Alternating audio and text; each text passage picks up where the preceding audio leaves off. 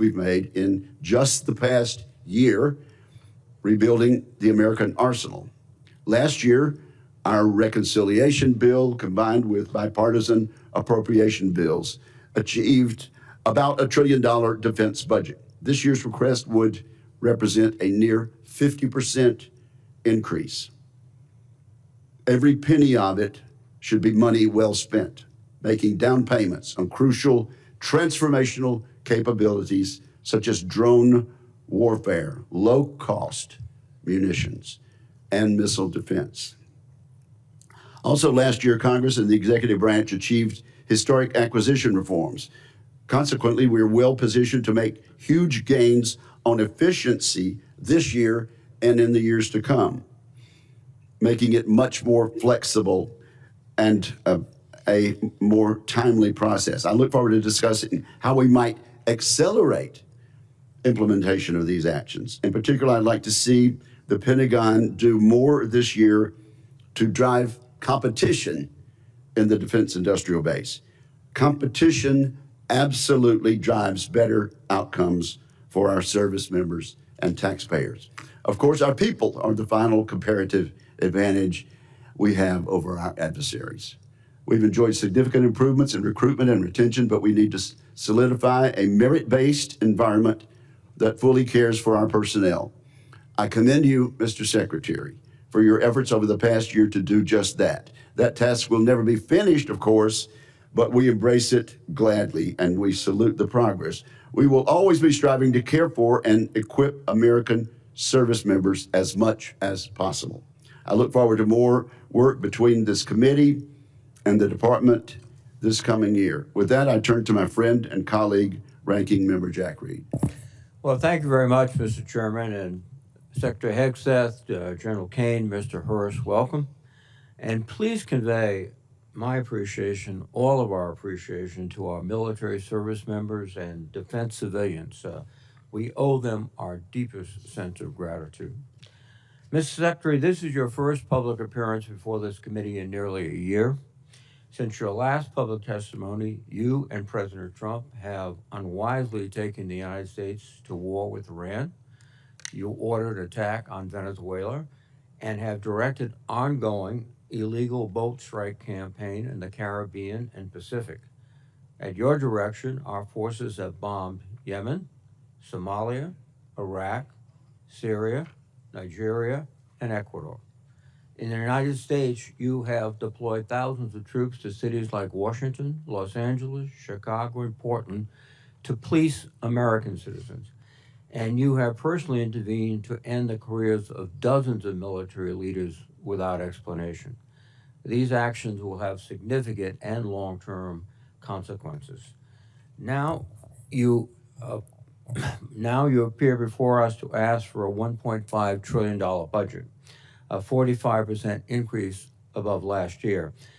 I must say I'm skeptical, and such a request demands intense scrutiny. 61 days ago, President Trump unilaterally began the war in Iran. He had no coherent strategy. He refused to make a case to the American people or consult Congress. He failed to present any evidence of an immediate threat, and he ignored the advice of military and intelligence experts who warned him of the consequences. Today, our nation is in a worse strategic position. The Strait of Hormuz was open. Now it is closed. 13 service members have tragically lost their lives, and more than 400 have been wounded. We have lost dozens of aircraft, sustained significant damage to our bases in the area, and expended an alarming amount of our missile inventory. Morale and readiness across the force, especially among overdeployed units and vessels like the USS Gerald R. Ford aircraft carrier, have suffered. Gasoline and fertilizer prices throughout the world have surged. American families are bearing the cost of a war they wanted nothing to do with and have gained nothing from. And yet, Secretary Hegseth, you declared victory a month ago. On April 8th, you said, in your words, Operation Epic Fury was a historic and overwhelming victory. By any measure, Epic Fury decimated Iran's military and rendered its combat forces ineffective for years to come. Let me be clear. Tactically, the United States military performance against Iran has been remarkable, and I salute the service members who have executed this mission with skill and bravery. The problem with your statements, Mr. Secretary, is they are dangerously exaggerated. Iran's hardline regime remains in place.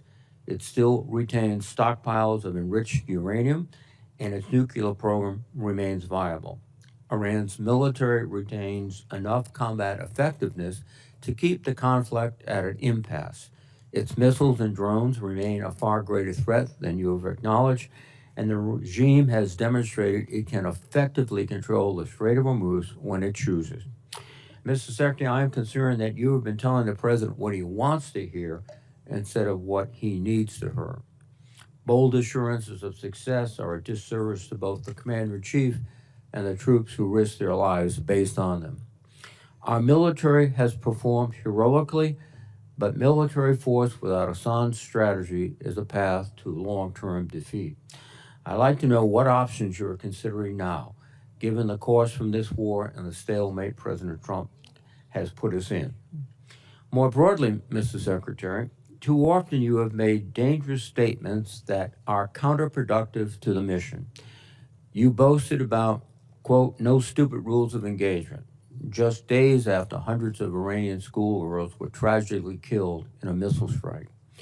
You have made troubling statements about showing no mercy and no quarter to the Iranians, orders that would constitute war crimes.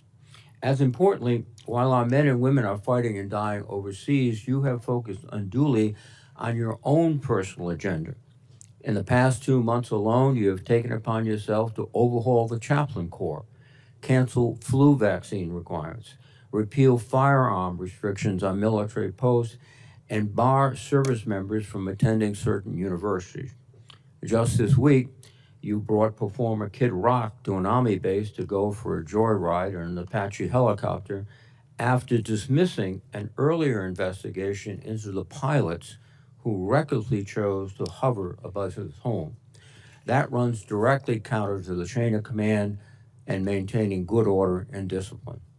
Most disturbingly, during your tenure, you have fired dozens of our most senior military leaders and personally intervened to block the promotions of many others. That is a betrayal of the merit-based system that forms the foundation of our military.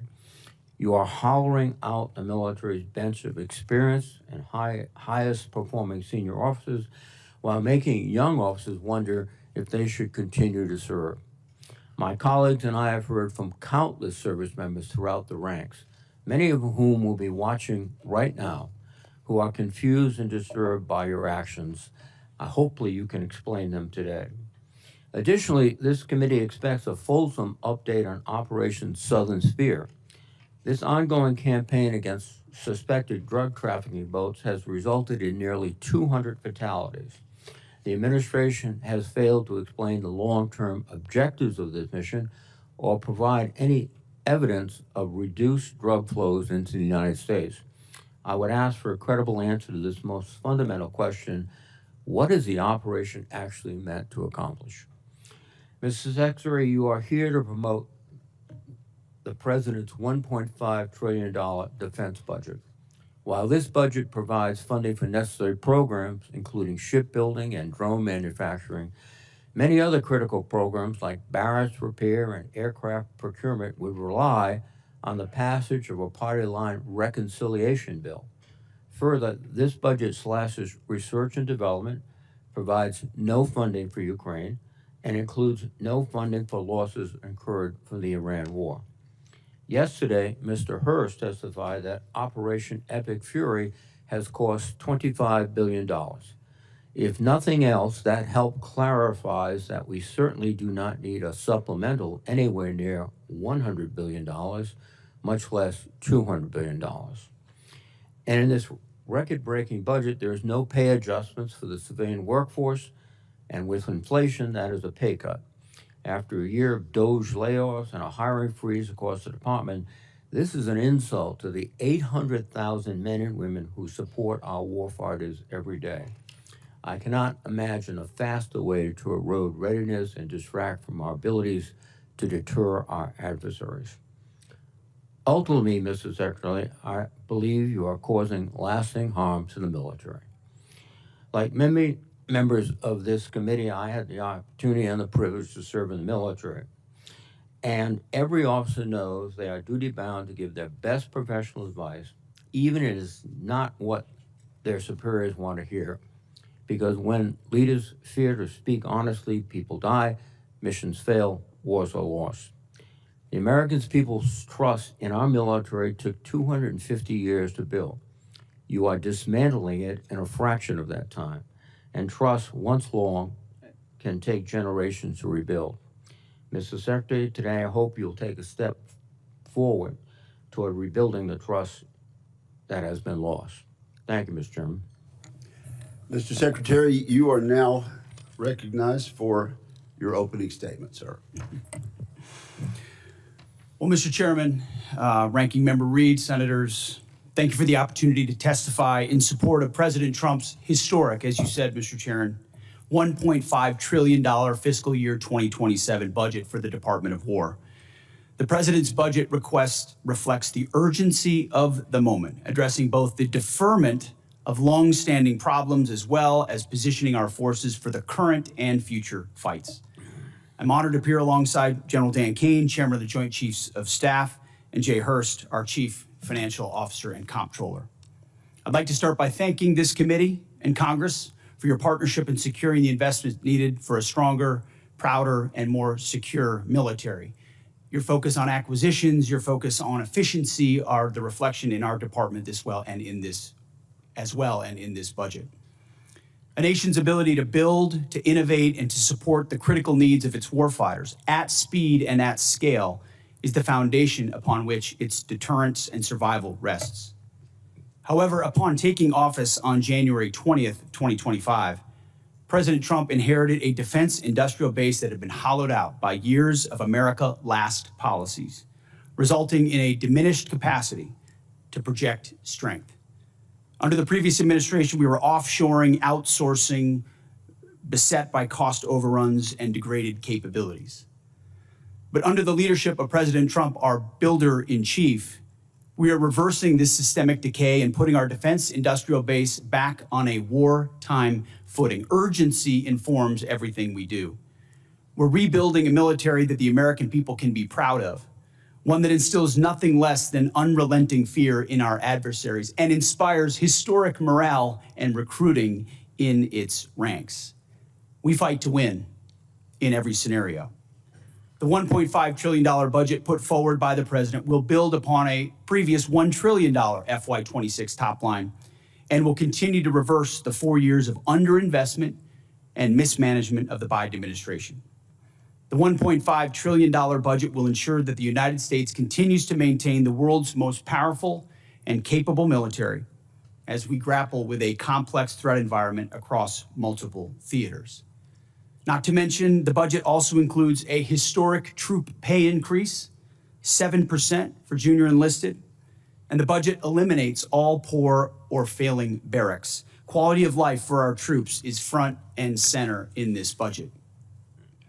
By supercharging our defense industrial capacity and transforming how the department does business, we are restoring American commercial dominance at a pace unseen in generations, transforming the defense industrial base from the broken, slow-moving systems of the past.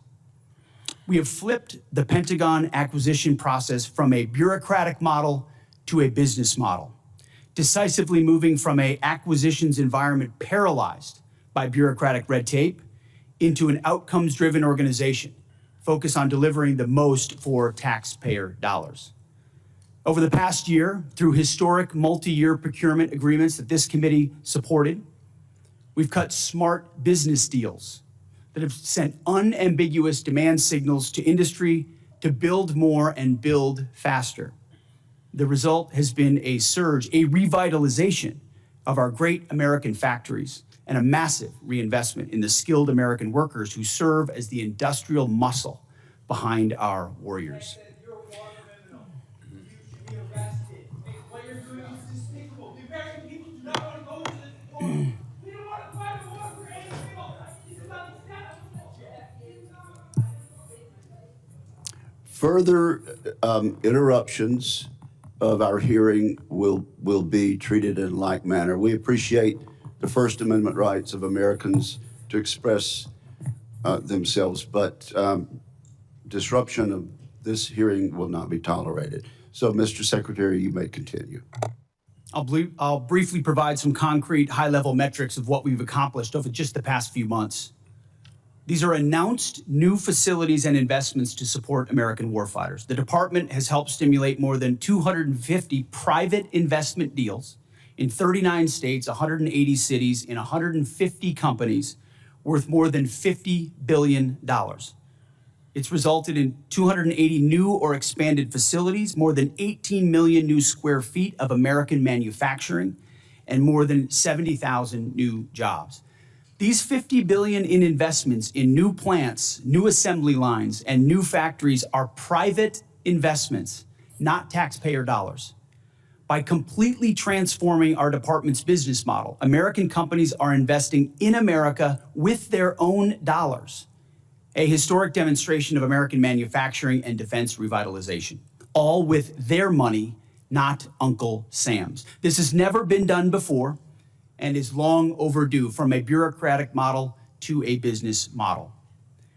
These investments equal great things for America, for American families and American workers, to ensure that our warfighters have everything they need, all American made.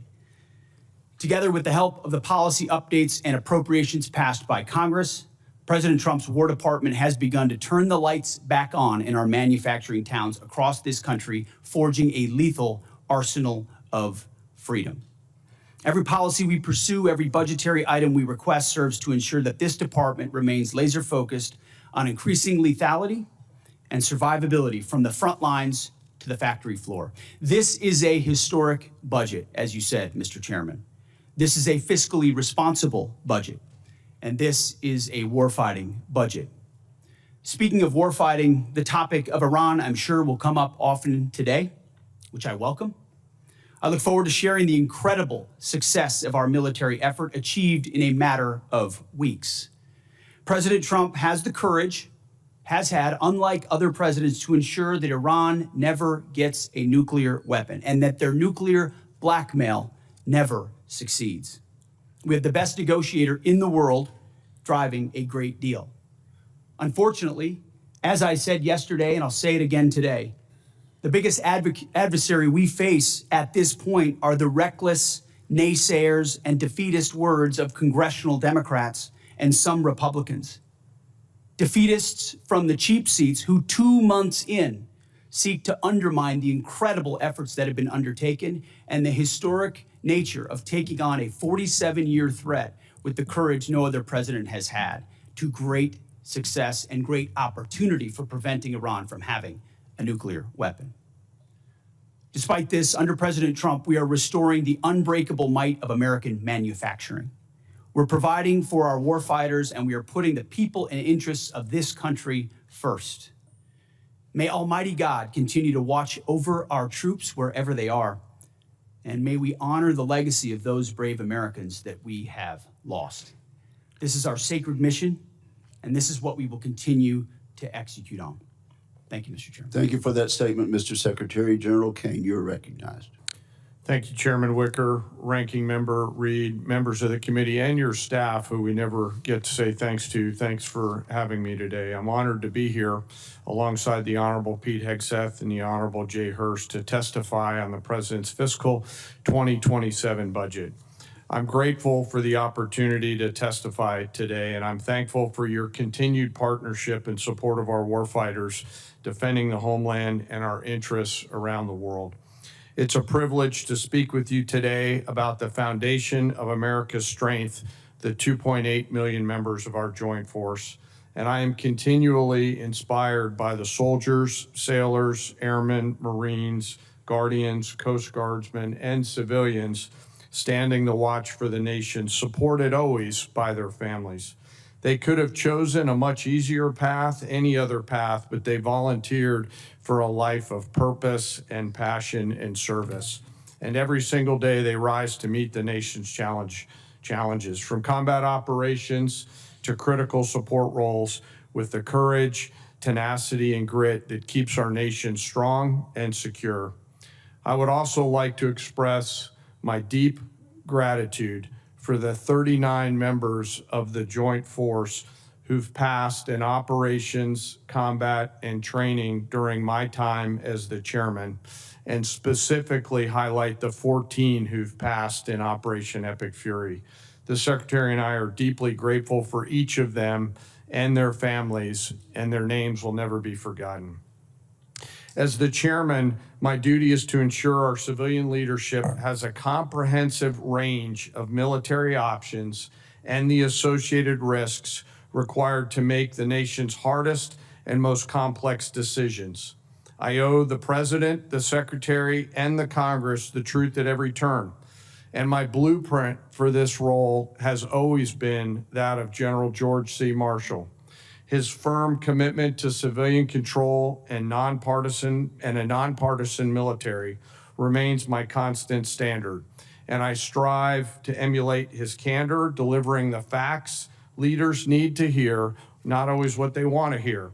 And once a decision is made, executing it with the absolute dedication while keeping the Joint Force precisely where it should be. That's the demand of our profession. As I sit before you today representing our incredible Joint Force, I want to emphasize my commitment to this committee and to the Congress. I will always follow General Marshall's steadfast example by providing clear and candid nonpartisan military advice, working together to ensure the military remains squarely focused on one thing, being prepared to deter and, if called upon, fight and win our nation's war. And that is our mission. America's Joint Force is operational at its core, purpose-built for the realities in a complex world. We're organized, trained, and equipped to execute the most demanding missions across the globe with unrivaled precision. And over the past year, our warfighters have consistently demonstrated exactly what it means to be the most capable and most professional force on earth. Our shared goal is to ensure the Joint Force sustains the strategic initiative and advantage and ability to project power to respond to the global challenges on our nation's terms. During Operation Rough Rider, Midnight Hammer, Southern Spear, Absolute Resolve, and Epic Fury, the Joint Force executed globally integrated missions alongside our interagency and international partners. And once our leaders made a decision, our forces demonstrated the unmatched ability to seamlessly synchronize actions and activities from the seabed to cislunar space.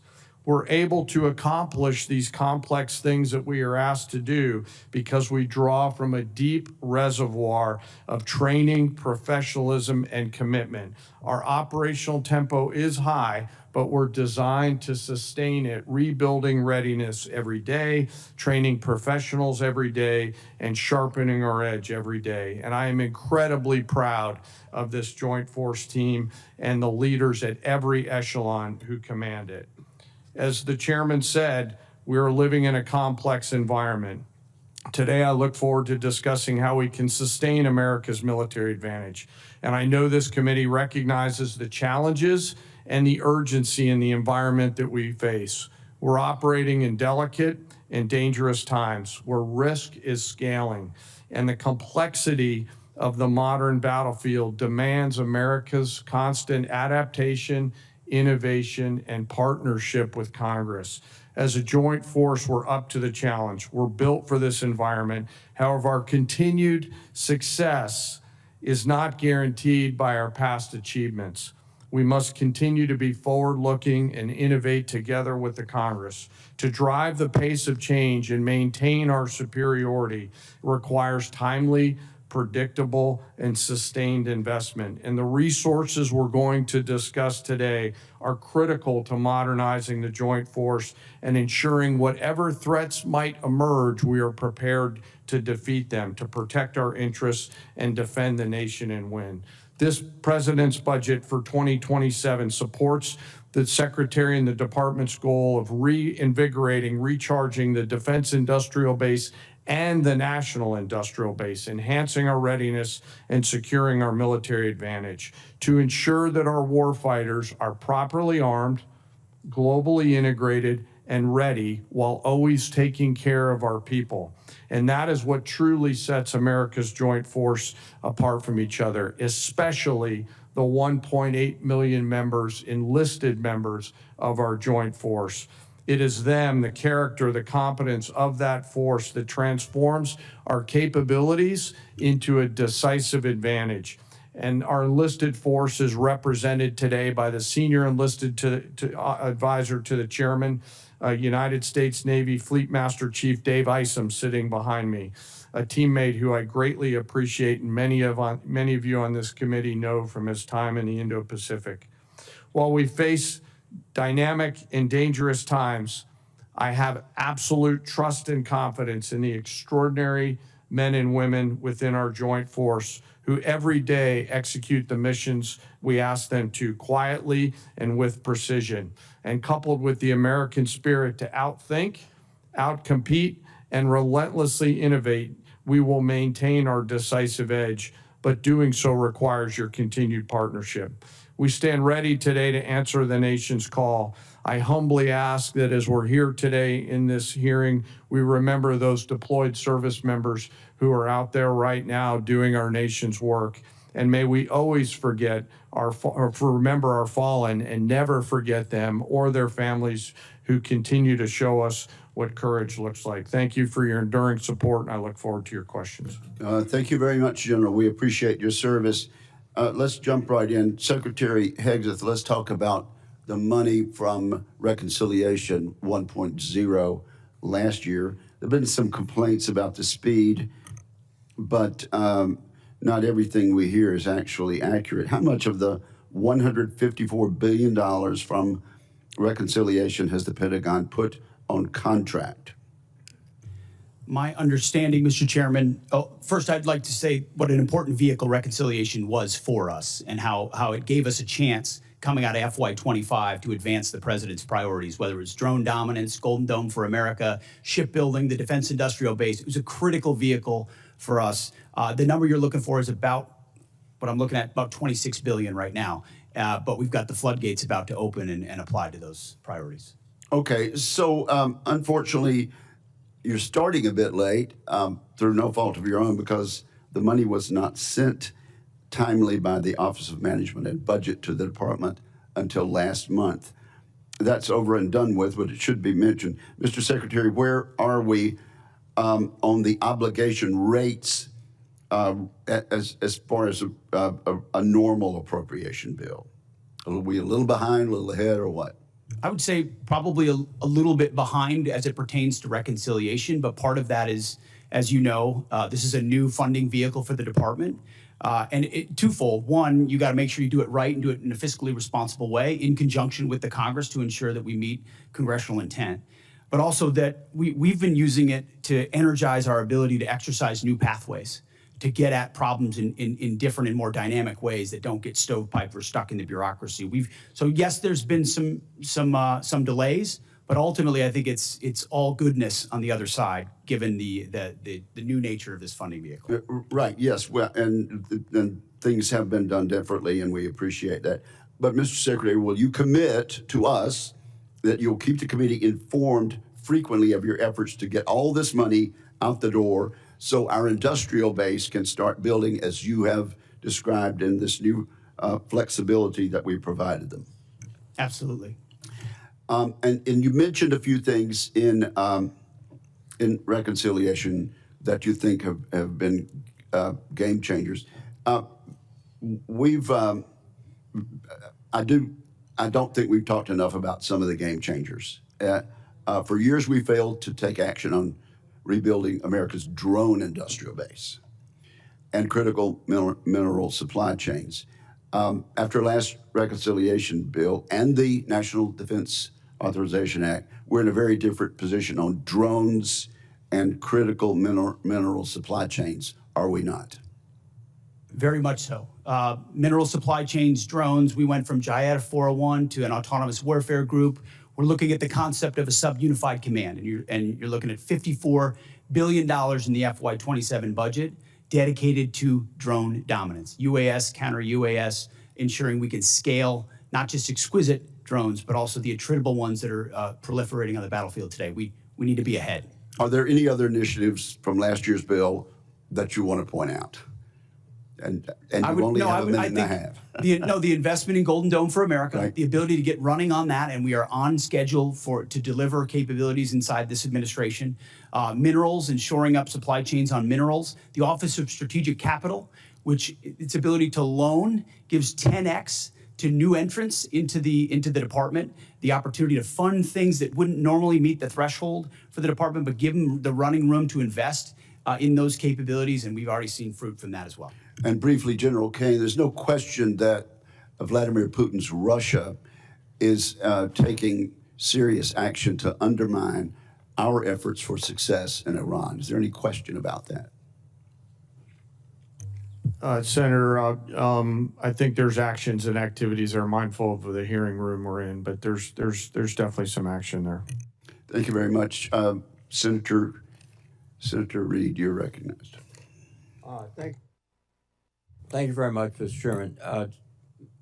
Mr. Secretary, you recently fired the Army Chief of Staff, General Randy George, who's one of the most distinguished and decorated officers of his generation. General George's nomination came before us. We reviewed it thoroughly, and we concurred. Why did you fire General George? Well, as I did then, and I'll say now, we thank General George for his service. And out of respect to him and other officers, we never talk about the nature of why certain officers are asked to step down. But we all serve at the pleasure of the president.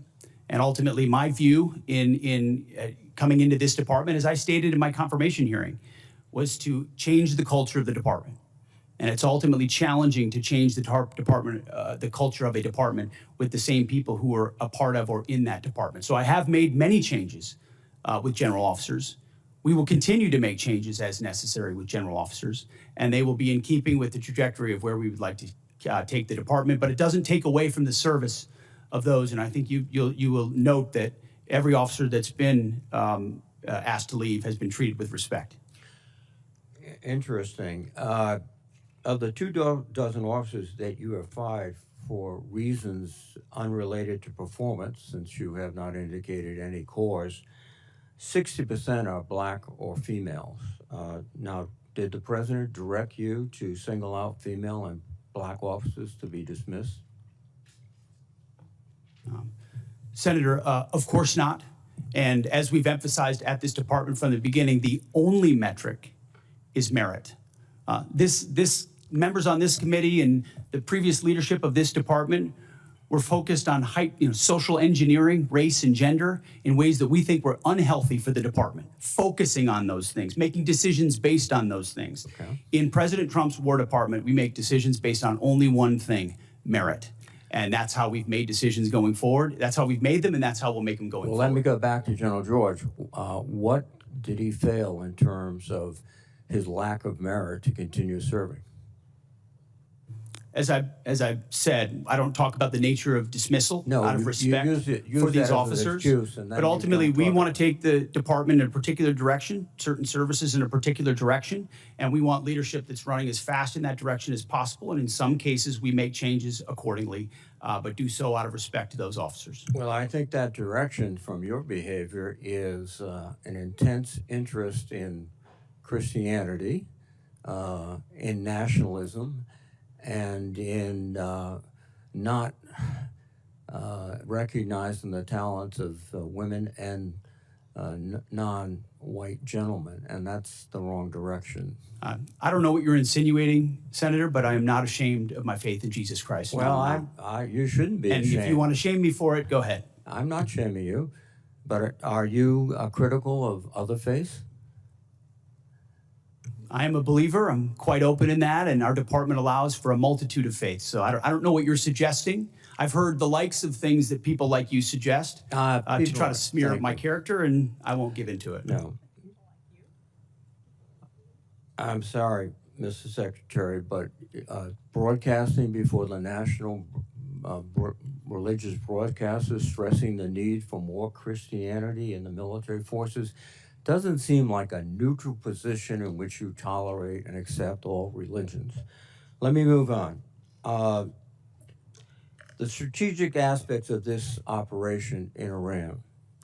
The president declared that we're going to destroy their missiles and raise their missile industry to the ground.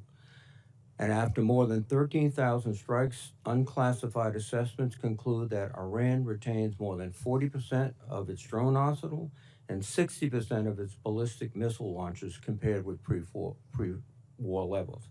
That's one of his objectives. The second objective was regime change. To the great proud people of Iran, I say tonight that the hour of your freedom is at hand, and we will take over your government. Well, when we finish, we'll take over government. That has not succeeded. And then one of his other things is the onset of the war, the president said, we will ensure that Iran does not obtain a nuclear weapon. Military operations in Iran have not achieved that goal yet. And it also seems to indicate that his pronouncements about Operation Midnight Hammer obliterating the nuclear policy and structure of the Iranians was false. So you have not achieved any of the objectives yet that has the president mentioned. Well, in this setting, I won't talk about the nature of metrics, which are classified, as you know, Senator, but I can say that looking at the objectives we set out to achieve from the beginning, some of which you laid out, our military objectives have been stunningly effective. Take, for example, their defense industrial base.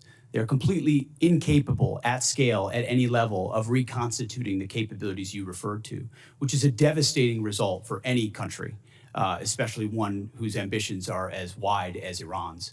So we've put the president in a very strong position to ensure Iran never gets a nuclear weapon. That's the takeaway that's been underneath every single aspect of this. For 47 years, Iran's trying to blackmail its way to a nuclear weapon. They were closer than ever before because of bad deals under previous administration. President Trump was willing to do something about it and not allow their conventional missile shield. That's the North Korea strategy. That's, to be clear, what Iran was pursuing.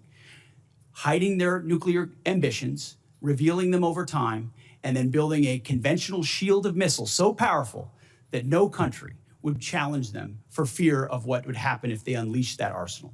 Weakened after the 12-day war in Midnight Hammer, which did obliterate their sites, President Trump saw an opportunity because their ambitions continued to ensure that umbrella of nuclear blackmail did not allow them to get to a nuclear weapon. And the world is safer because of his bold and historic choice.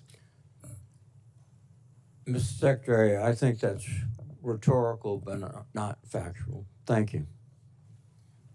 Thank you, Senator Reid. Mr. Secretary, Mr. Hurst, General Kaine, welcome. Over the last several months, I've worked closely with some of the new direct reporting program managers, and I've been encouraged by how they're approaching the department's most complex acquisition systems.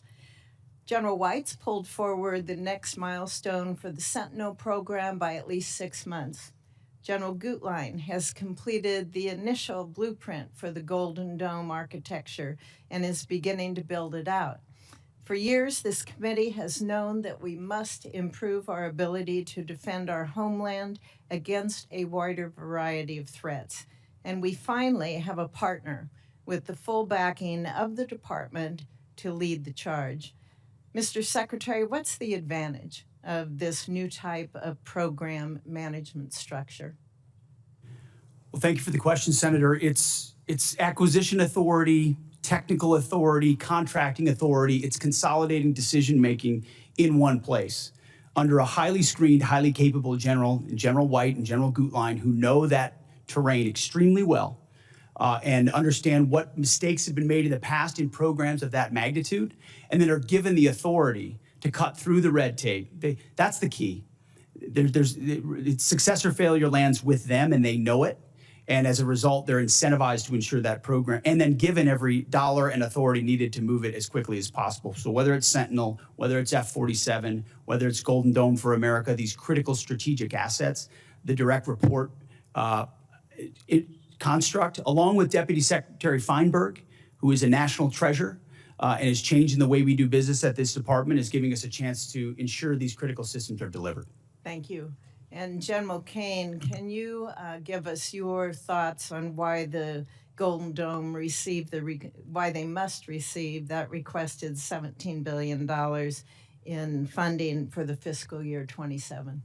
Well, Senator, it's as you know, it's an essential part of our Homeland Security layered defense, and as General Gutlein begins to do the work that you're asking about, and frankly helping to advance, you know, the insurance around that down payment, charging the defense industrial base with those capital allocations will allow them to get after it much quicker. We appreciate the help. And if there's a delay in that funding?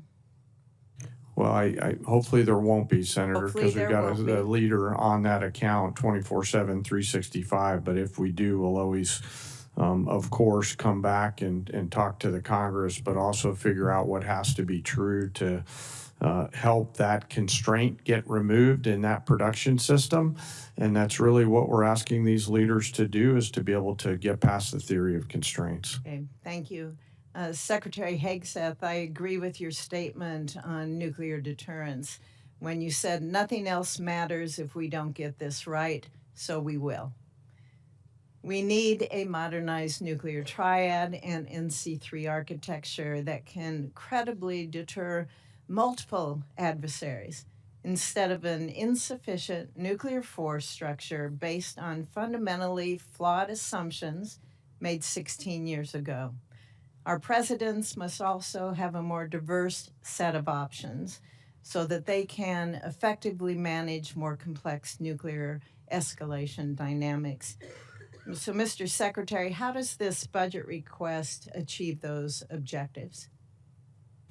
Well, thank you for your leadership on this issue for a very long time. First and foremost, it invests in it. $71 billion in our nuclear triad and NC3, understanding that if you get that wrong, you get everything else wrong. Frankly, it's why the Iran effort is so important. Imagine what the situation in the region would look like if Iran also wielded a nuclear weapon, and the limits it would put on our capabilities in those situations. Our adversaries have to deal with that dilemma because of the strength of our nuclear triad. So that $71 billion investment, the DIRPMs that have been put over top of it to move those systems left, as you acknowledged, it's just been a priority since we came into the building, and we're funding it accordingly. And Chairman Kaine, Secretary Hegseth, whoever would like to answer this, should our nuclear command control and communication systems like the SAOC be given the same level of priority as Congress considers the department's budget request as our triad? I think so, but I defer to the chairman. Yeah, yes, ma'am. We got to be able to see to anything. So, yes, ma'am. Thank you. Senator Shaheen, you are recognized. Thank you, Madam Chair. Secretary Hegseth, Congress enacted $400 million to provide security assistance to Ukraine in January. Now, the committee received a notification just yesterday confirming only that the funding would go toward Ukraine. It contained no details about the type of equipment, no delivery timelines, nothing that is typically included in these notifications. And when asked about the delay in funding, the committee was told that Bridge Colby was developing a spend plan, but we've received nothing. So when can we expect the full spend plan for this appropriation? And Madam Chair, can I, if this is not already part of the record for the committee, can I enter it into the record? We acknowledge and are executing on the European capacity building amount of $400 million that you referred to. Undersecretary Colby's done a great job looking at options and worked very closely with our European commander, General Grinkowitz. So his requests of what makes the most sense will inform what ultimately is invested in. Well, this notification says that EUCOM coordinated on the spend plan in March, but General Grinkowitz told this committee on April 16th that he had not yet been asked to review any spend plan for this appropriation.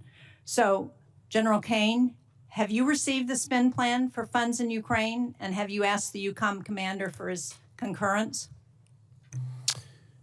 I do not believe so, but I will find out, Senator, and get back to you by the end of the day. Thank you. And yesterday, Mr. Hurst, you told the House that you needed to seek legal review to appropriate the funds as Congress intended. So can you share with us what the nature of that legal review is? And seems to me the law was pretty clear. I saw it. It was part of the defense appropriations bill that we passed in January.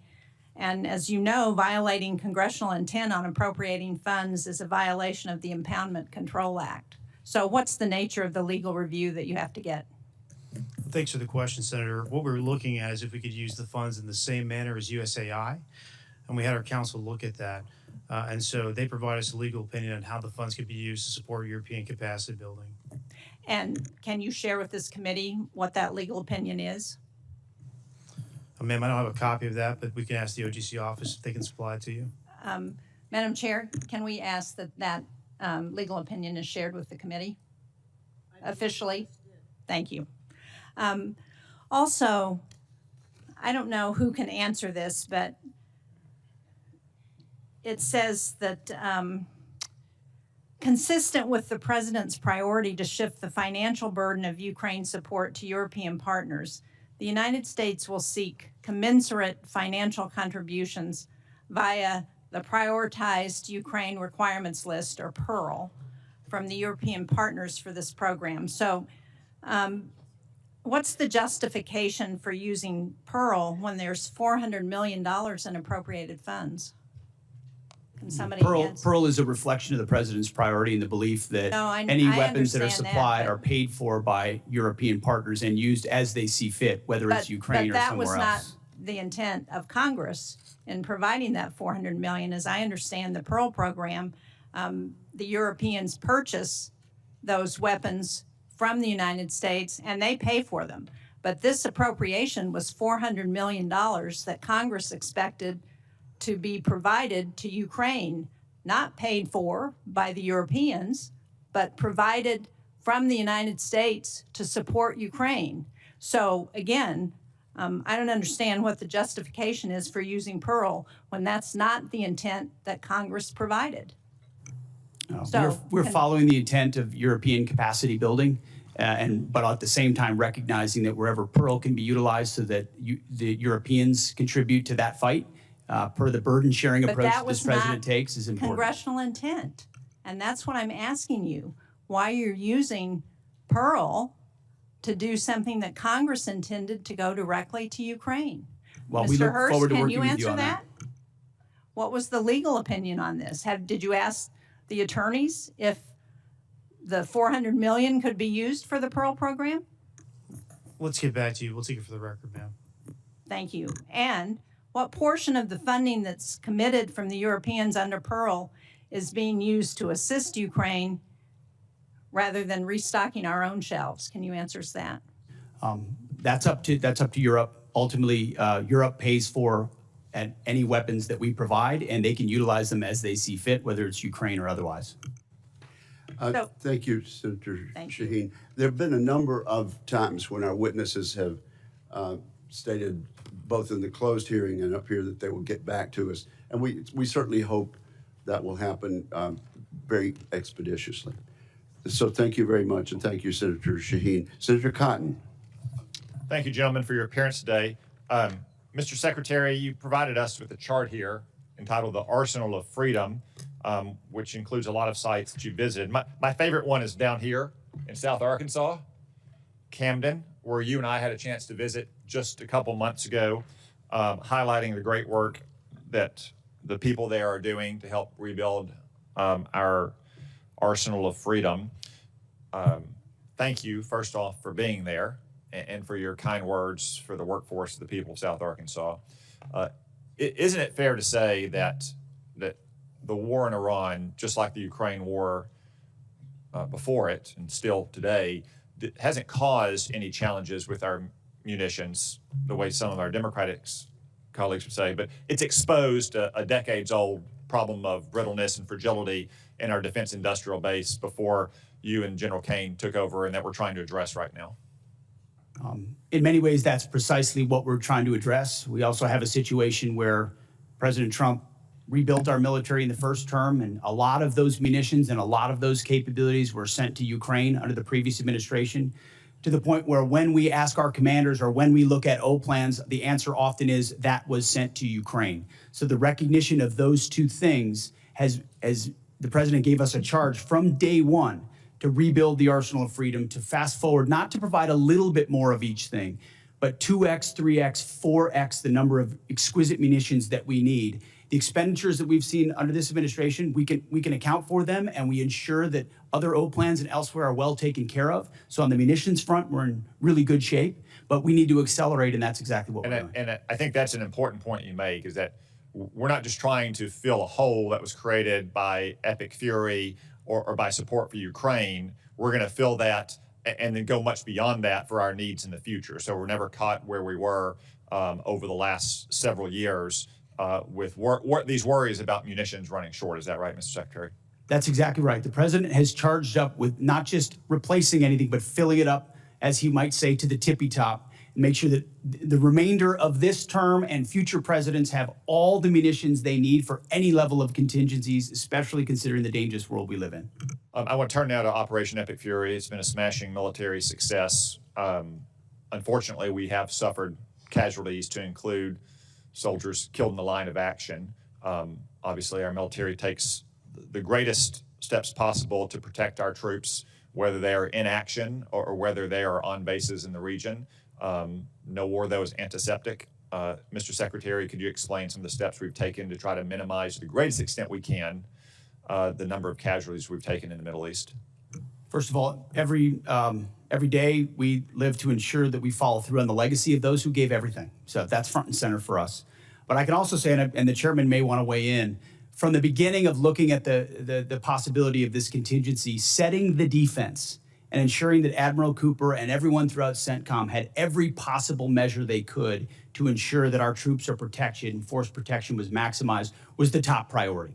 Moving assets to the region, we integrated our air defenses with local Gulf countries to ensure our shot doctrine was maximized, whether it's ballistic missiles or on drones, flowing in the most recent capabilities to ensure we can intercept drones, moving troops off the X. I think what people mostly don't know is that a massive effort was undertaken before this conflict to move as many humans off of targets to other places and maintain operational security about where they might be to minimize the space with which Iran could hit. We always knew something getting through was a tragic possibility. But I can assure you, from our perspective, that was priority number one, as it was Admiral Cooper's, to ensure that fortification and missile defenses were right there when we went on offense if we had to. General Kaine, do you have anything to add? Well, in addition to just, again, mourning our fallen from the 103rd, what I'll add to the Secretary's comments is after every tragic loss, commanders at every echelon within our joint force are going to go back and look at what was our plan and what lessons we can learn from this so that we protect and defend our soldiers, sailors, and other members of the joint force the next time. Thank you, and I know you do, and I just wanted to give you the opportunity to speak to what you've done to try to prevent casualties and minimize them. Obviously, again, no war is antiseptic. One final question. I understand you've been accused of lying to the president. Mr. Hegseth, have you lied to the president at all about what's happening in Iran or Epic Fury? No, only tell the truth to the president. General Kaine, have you lied to the president about what's happening in Iran or Operation Epic Fury? Never. I suspected that would be your answer, but since you were accused of it and deep staters are leaking to the media about it as well, I just wanted to give you a chance to answer on the record that, of course, you've always given the president a completely accurate picture of what's happening. Thank you, gentlemen. Thank you very much, Senator Cotton. Senator Gillibrand and then Senator Rounds. Thank you, gentlemen, for appearing before this committee, and thank you for the closed session prior to this. I don't know if you fully appreciate how much the American people do not support this war. It is an unauthorized war. Normally, when you come to Congress, it's a way for the American people to be part of that discussion. The American people, particularly in my state of New York, are upset for a lot of reasons. First of all, this war is costing so much money over $25 billion already, estimates $1 billion a day, and they're feeling it every single day at the gas pump with higher prices for both fuel, for diesel, for gasoline for their cars. They're also feeling it with higher grocery costs, and they're exhausted. They are truly exhausted. On top of that, they have so many grave concerns about how this war is being prosecuted. They read in the paper that 22 schools have been hit. They read in the paper about a girls' school, hundreds getting killed. We have a debate going on in this country about AI, a serious debate about AI. And I haven't heard yet from you that you will not allow AI to make final targeting determinations, even when nuclear weapons are being used. That's a huge issue that we need to discuss. So I want to start from the top, Secretary Hegseth. Why do you continue to prosecute a war that the American people aren't behind? First of all, I appreciate the opportunity for that closed session where we had a, unsurprisingly, very different discussion than we have here with the cameras on. We support this. Because my job is to represent New Yorkers, and I can tell you, when I talk to them all across my state, they are furious, and they expect me to explain to them why they are furious.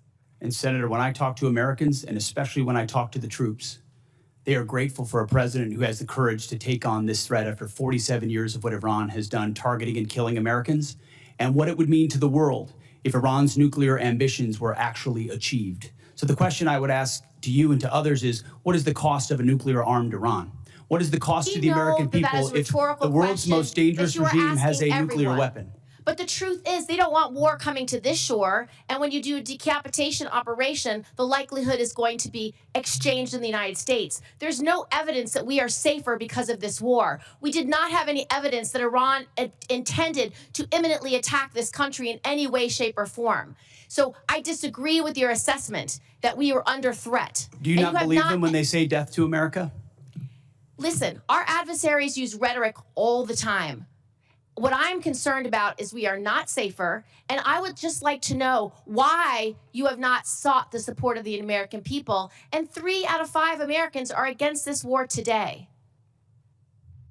I believe we do have the support of the American people, and we have briefed regularly what this mission looks like and why it's critically important that we undertake it. And I would remind you and this group that we're 2 months in to an effort.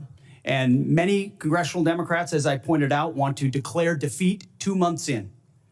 Iraq took how many years? Afghanistan took how many years? And they were nebulous missions that people went along with. This is different. This is a defined mission set that we have had great success in pursuing against a determined enemy who seeks nuclear weapons. And I'm proud of the opportunity to remind the American people, because they believe in it as well, that they can't have it. You don't care whether When the American people, and the American people are quite smart. They understand and see through spin. They know that a regime that says death to America, that seeks nuclear weapons and the ability to deliver. Did they lie about the range of their missiles? How much more? Because I saw a 4,000-kilometer How much more will you missile ask the get American shot people at to pay for this war? Diego right Garcia. now, do you want it $1 billion a day? Do you want $2 billion a day? You're asking for $200 billion more to fund this war and to make sure we have. We didn't ask for $200 billion. I don't know where you got that number from, Senator. I think you got it from the news, which you should be careful what you read in the news. Okay, Mr. Hegseth. Here, Secretary Hegseth. Here's a few more. Let's talk about how you're prosecuting the war. What is your response to targeting that has resulted in the destruction of schools, hospitals, civilian places? Why did you cut by 90% the division that's supposed to help you not target civilians? And do you know the impact of a strategic failure at a war when you have so many civilian casualties? You may have tactically completed a mission well, but strategically is not meeting your goals because of the harms to civilians. What is the cost of that? Let's leave time for an answer. No military, no country works harder at every echelon to ensure they protect civilian lives than the United States military. And that is a ironclad commitment that we make, no matter how, no matter what systems we use. And why did you cut the department by 90%? Thank you, Senator Gillibrand. There'll be other rounds of questions. Senator Rounds, you are now recognized. Thank you, Mr. Chairman. First of all, thank you to all of you for your service to our country. Let me just I'll allow you to finish the answer a little bit with regard to the senator from New York. Does the United States military ever target a civilian center? Well, thank you, Senator. Unlike our adversaries, unlike radical Islamists, unlike those that target civilians or use civilians as shields, the United States military never targets civilians and puts constructs in place to ensure that the maximum extent possible, we do not harm or hit civilians. Is war a difficult place with a lot of complexities? Absolutely right. But no country does more and no department does more than our department. Do you still have all of the resources necessary to assure that every opportunity to eliminate that as a threat in terms of that happening, do we still have the resources available in the department to make sure that we do the best we can never to hit a civilian target? Every resource necessary at every echelon is available, legal, intel, and otherwise, to ensure that we minimize at every extent possible civilian casualties. And the suggestion was made that somehow AI might be used without a human in the loop, which is a classic anthropic talking point, which is half of what we talked about previously. There is a human in the loop on decisions that are made, and the suggestion otherwise is to suggest that somehow AI is running targeting. Thank you. Right now, part of what we're also talking about is not just are we engaged right now in terms of trying to eliminate the threat from Iran in terms of being a nuclear-armed country, but we've also got staring with us as well the fact that we have an ongoing principal threat with regard to a pacing threat with China. The dual-capable B-21 Raider will be a critical part of both our conventional and our nuclear deterrence against China and Russia. As you know, the Air Force's program of record includes plans to procure 100 B-21s, but many national security experts and leaders, including STRATCOM Commander Admiral Corral and INDOPACOM Commander Admiral Paparo, are calling for a greater number of B-21s. Admiral Paparo testified here last week that he would favor buying 200 B-21s. Secretary Hegseth and Chairman Kaine, could you speak to the progress and the importance of the B-21 program, and if you agree with the growing sentiment that the U.S. needs to revisit the B-21 program of record and assess the requirement for at least 200 B-21s to match the global threat? Would you speak just to exactly what that would mean and what the probability of that is? Thank you for the question, and I appreciate the fact that you're listening to and hearing from combatant commanders, because that's who we listen to as well, who are looking at the operational plans and what would be required to ensure we deter and, if necessary, defeat. Assets like the B-21 or the F-47 are critical to that. That's why we're funding them and increasing the funding, and where necessary would increase the allocation. And I think you see a budget that reflects the reality that we have to invest in more capabilities, to include the B-21, which is ahead of schedule, and we will be funding to the tune of $6 billion, and we believe will require a lot more, over 100 in the future. But I'll defer to the chairman. Hey, sir. Thank you for the question. Working through the JROC and the vice chiefs, I'll absolutely stack hands around assessing the requirement, and we're glad to see B-21 on the flight path, no pun intended, that it's on through operational testing.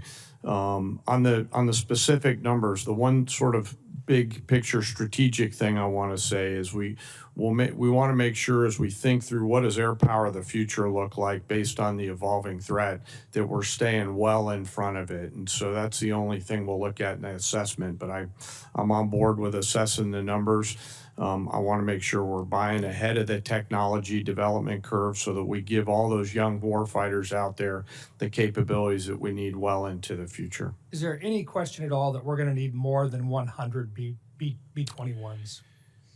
I want to go back. Here's how I'll look at it, Senator. I want to go back and look at the O plans right now that we have to make sure that we allocate those numbers. So I don't believe so, but I do want to take the due diligence time, if you'll allow me to look at that, Senator. Good. I appreciate the opportunity to visit with you and to clarify Yes, sir. Absolutely. what that number should look like in the near future. Yes, sir. Thank you. Thank you very much, Senator Brown. Senator Blumenthal. Thank you, Mr. Chairman. Thank you for being here today. I want to talk about the costs of war.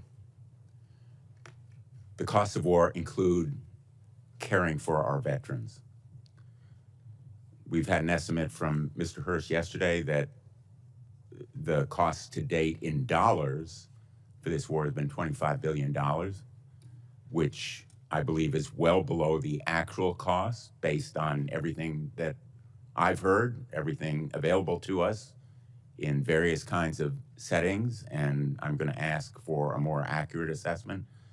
But we also know that about 400 service members have been wounded as a result of this war.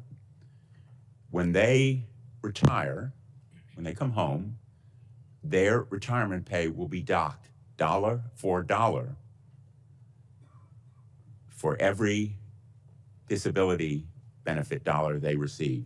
Secretary Hegseth, I'd like your commitment that you will support the Major Richard Starr Act that will eliminate this wounded warrior tax. I'm sure you're familiar with it. Tens of thousands of servicemen and women now are reduced in their retirement pay literally for every dollar of disability benefits they receive. Well, I appreciate your focus on this issue, and I will tell you of the, you mentioned roughly 400 that have been injured. Thankfully, over 90% are returned to duty. But that doesn't mean they wouldn't have a residual challenge. And we're tracking that at point of injury to ensure that that is noted, even though they're returned to duty.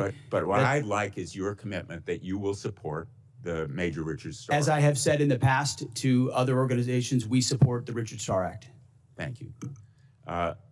On the issue of cost, Mr. Hurst, does that $25 billion estimate include all of the costs in terms of damage to our bases, the need to replace planes and munitions, and the costs of injuries to our servicemen and women? Senator, so for the MilCon facilities replacement cost, that's probably the hardest thing to estimate right now because we don't know what our future posture is going to be or the future construction of those bases. Well, you owe it to us. You're here to ask for appropriations. Of course. And I would like a more accurate estimate of what has been done that will require replacement and renovation, as well as the other costs. And I think $25 billion is probably less than half, maybe less than a quarter of the total cost of war, which is the reason why the supplemental request is much higher. So I think you owe it to the American people to give us the straight talk about what the costs have been. Mr. Secretary, I know you have characterized this war as an astonishing military success, to use your words yesterday. But the American people aren't buying it. And I know you feel the American people are seeing through the abstruse stuff that is thrown at them, but one point is irrefutable, which is America never succeeds in war unless the American people are behind it. And if what you're seeing as success now is winning, I would hate to see what losing looks like, because none of the shifting and contradictory objectives of the war so far have been achieved. Likewise, let me ask you, yesterday, the president said that Ukraine has been, quote, militarily defeated. I assume you don't agree with that assessment. The negative nature in which you characterize the incredible and historic effort in Iran is part of the reason, Senator, why the American people view it the way they do. It's why I looked out at our press corps at the Pentagon and called them the Pharisees in the press. It's because they look for every problem. Well, I'm asking you about you look for Ukraine. every problem that exists, exists, Ukraine and you has miss been militarily defeated. You missed the I would plank. submit, based on my 9 trips to Ukraine, that is a false narrative that the president's We are buying 2 from months Vladimir into a Putin. historic military success in Iran, and will you want to call it a dispute it defeat. And it's because defeatist Democrats it like is you the that people cloud the of mind of the Ukraine American who are people fighting and for their would otherwise survival, fully support fight no preventing help Iran from having a nuclear weapon. Administration, and they are bravely fighting our fight. And that is the reason that I'm pursuing the Russian sanctions bill, which is bipartisan, along with Senator Graham. and why I hope we will recognize our obligation to release that $400 million. Thank which you. We've appropriated. Thank you, Senator Blumenthal. Senator Ernst. Thank you, Mr. Chair, and thank you, gentlemen, for being here today. Really do appreciate your time to be with us. Before I begin some of my questions, I do want to start with something personal, and both to you, Secretary Hegseth, and to the chairman. I want to thank you both for the time that you take to recognize our fallen and those that have given, of course, during this administration, given their all. You have traveled to Dover and have been there to greet those families and to welcome home the fallen. I've been there with you, and Iowa has been hit in particular very hard. We lost 2 of our Iowa National Guardsmen from the 2nd Brigade Combat Team, 34th Infantry Division. Secretary Hegseth, you know full well the 34th. But we also lost 6 members from the 103rd Sustainment Command Expeditionary based out of Des Moines, Iowa during this current conflict. And again, your presence there meant a lot to the families. It also meant a lot to me. So thank you very much for taking the time to do that. Secretary Hegseth, you and I have had many discussions over the course of many months now regarding general officer positions. And you know, I believe that we were operating in good faith as we talked through a couple of those in particular, 2 Iowans, General Mingus and General Randy George. I was disappointed to see that their retirements were hastened over what I believed had been set out by you and the administration. So I just want to take the time to list out some of General Randy George's accomplishments as Army Chief of Staff. He pulled the Army out of its worst recruiting crisis since the Vietnam era, exceeding fiscal year 2024 recruiting goals and welcoming more than 61,000 new soldiers. Recruitment numbers that both you and the president talk a lot about, and rightfully so. He cut 5% of general officer positions, 12 positions that were deemed as non-essential in the Army, and he reduced the Army headquarters by 1,000 personnel. He co-authored the Army Transformation Initiative, which is a comprehensive response aligned with your directives, and he testified here in front of Congress and took a lot of heat defending that Army transformation. He was suddenly let go at the beginning of April 2026. General George's merits, which I firmly believe in, he enlisted at the age of 17.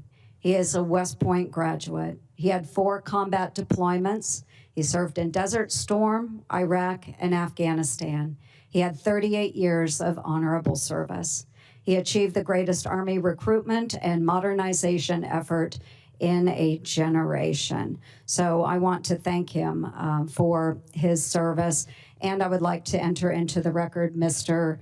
Chair, the speeches that I did honoring General Randy A. George on his retirement and General James J. Mingus on his retirement as well. Without objection, they'll be admitted.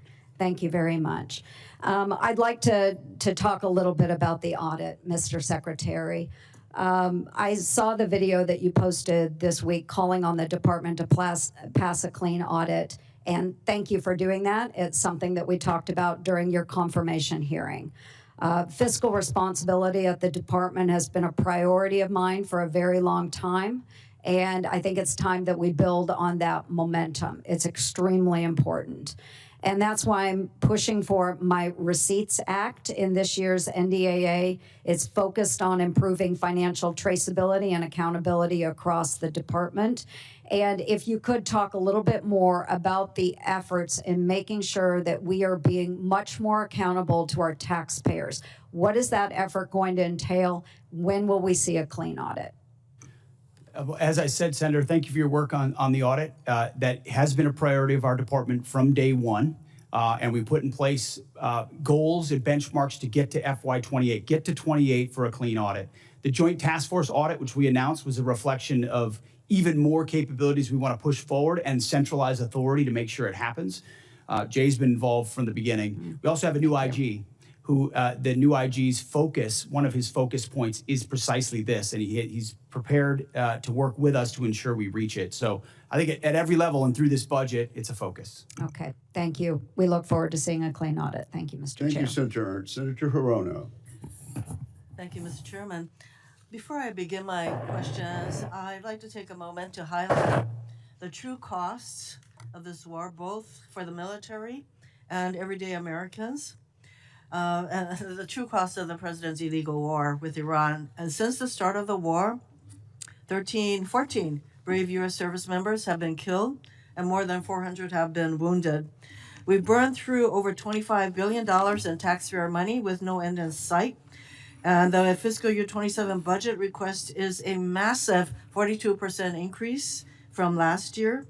Hundreds of critical munitions have been expended, and deployments have been extended, directly impacting service members' quality of life, military readiness, and our ability to deter our adversaries. The relationships with our allies, some of our closest allies and partners, have been fractured. And the closure of the Strait of Hormuz, which somehow caught the president by surprise, even though he had to have been warned, is directly contributing to the affordable crisis that Americans are facing. Energy costs are skyrocketing, with the price of gas now at its highest level in almost 4 years. Instability has driven interest rates to its highest level since September of last year. The cost of fertilizer is spiking, which will have a direct impact on the cost of food.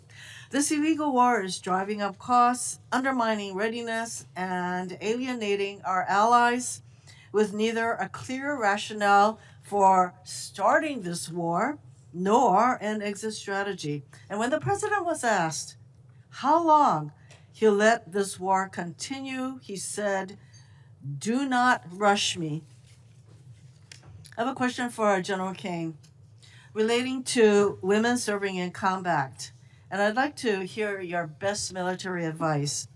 Does the mere fact of women being in combat armed units lower standards or readiness if they meet the physical standards?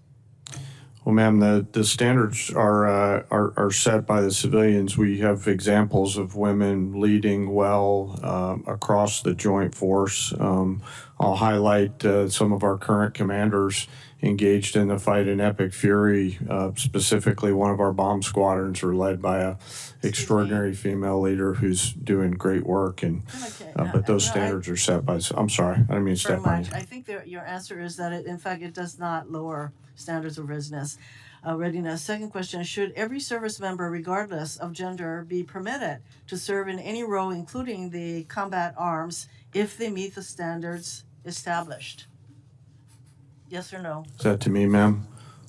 Over the last decade, since combat arms have been open to women, have you personally seen any instance where the standard resulted in a degradation in combat effectiveness? Apologies, I didn't hear your first question. The people policies are all set by the civilian leaders in the government.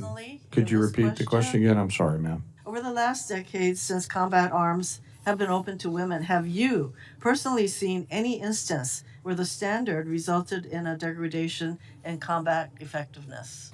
Again, I'll highlight that the standards are set by our civilian leaders. Women continue to perform well across a range of MOSs and jobs and AFSCs that are out there. No. I do need to get to a question for Secretary Hegseth. Prior to your nomination hearing, you said women shouldn't serve in combat armed units. At your confirmation hearing, you reversed course, and you basically said as long as the women meet the standards, they should be able to serve. But recently, you ordered a review of the effectiveness of women in combat roles, and I am concerned you are laying the groundwork to reverse the policy allowing women to serve in these units, because right now, current law, if you want to change this policy, current law requires you to submit a report to Congress justifying such a change. So did you order the review to support a potential decision to overturn the policy of having women in combat roles? We are laser focused on standards. The highest male standard for every combat arms position should be the standard. And 10 years into this, we are reviewing it, which is what the American people would expect. Also, there's nothing illegal about a war that defends the American people and prevents Iran from having a nuclear bomb. Hegseth, you didn't answer the question because the reason that you're asking for this review, I think, has to do with your earlier position that you don't think women should serve in combat roles. So now we have this study, and I'd like to ask you, Senator, will you we'll reveal this study to the public, to the American people? Will you make the study public? Will you make that study? Yes or no? We're doing the study for that very reason, to ensure that Make the real study science public. is applied to this question and not we social appreciate- engineering like the previous We administration. appreciate your assurance that that will be made public. Yeah, I think it's really Thank critical you. that this study be made. Thank you, ma'am. revealed to Senator the public. Scott. Thank you. Well, first, thank each of you for being here. Secretary Hegseth, you can talk about, you've had the job for a little bit. What are you most proud of, and what are your biggest challenges? Well, I appreciate the question, and what I'm most proud of is the incredible men and women who serve in our nations in uniform and what they are capable of when they're given a clear mission and unleashed to do it. And I think the best reflection of the success of President Trump and this War Department is the historic recruiting success and the historic morale amongst our ranks. I would encourage every member of this committee, Democrat or Republican, go into the formations, go into the Air Force formations, the Army formations, the Marine Corps formations, and talk to corporals, talk to sergeants, talk to lieutenants, talk to captains, talk to colonels. And what you will find are men and women more inspired to serve in the military than they have been in a generation. And you see that in the young Americans who are rushing to recruiting stations at historic numbers, 30-year highs across the force. We're hitting our recruiting numbers halfway through the year. Why is that? Because the American people look at what we're doing at the War Department by getting back to basics, and they're attracted to that. Same with our retention rates, which are now merit-based. Our best sergeants, our best leaders are staying. That's exactly what we want. So we've made changes to change the environment. The renaming of the department to the War Department is not just a name. In fact, it's restoring it to the original name of the department set by George Washington. But it's an ethos as well. That warrior ethos lives inside the heart of each one of these men and women, and we're unleashing it. I'm proud of the, I mean, you name it, the border, the missions, yes, those are all incredible demonstrations of that, but it's the people and the urgency of Americans to want to be a part of it that is the best affirmation, Senator. Thank you. So we've talked about the importance of not relying on Chinese drugs for our military. Can you just talk about what you're doing to make sure that we don't continue to rely on China for anything, including our drugs? Oh, drugs. Yeah. Absolutely. We can't be dependent on China on anything that's critical to our supply chain, even if it's the national industrial base and not just the defense industrial base. And you've been a leader on that. This committee's been a leader on that. Onshoring, bringing manufacturing here, bringing critical capabilities here is central to the interagency and the NSC, but also our department. If any critical weapon system is reliant upon something China could change at a moment's notice, then we have a true challenge to our ability to produce for the American people. And so we're finding all of those, changing them, onshoring it. Reviving the defense industrial base allows us to ensure we're separated from China on anything that's critical. Thank you. Can you talk about the importance of foreign military sales to our allies and our partners, and what you're doing to make sure that whether it's what you're doing right now in Iran or any potential conflict in Asia, our partners have the best assets to be able to be a great partner? Absolutely. Foreign military sales has been a huge problem for a long time because the department didn't prioritize it and organize to deliver efficiently on it. So we're working with the State Department. We've changed the way we do business internally. The executive order, the America First Arms Strategy, prioritizes what we sell and to whom, a catalog approach. But it took us, this committee would be astonished to know how long it took us just to get our arms around who we're selling to what and by what processes, which means there was no strategy behind ensuring we're sending the proper demand signal to industry and delivering those systems on time and under budget to those countries. which you can imagine is frustrating to partners who are relying on those to be able to step up and burden share. So foreign military sales is critical to our own defense industrial base. More customers for our companies that employ more American workers to ensure our allies are properly armed for the fights and they can stand alongside us. So FMS is a big one for us, Senator. General Kaine, I just want to commend you and everybody in the military for what you did in Venezuela and then what you've done in Iran.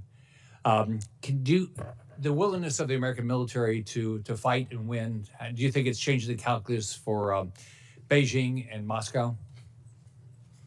Well, Senator, I know they're watching, and I'm incredibly proud of the joint force and their ability to integrate and synchronize a range of activities. And I suspect that my counterpart in China is watching very closely and envious of what our joint force is capable of doing if ordered to do so. All right.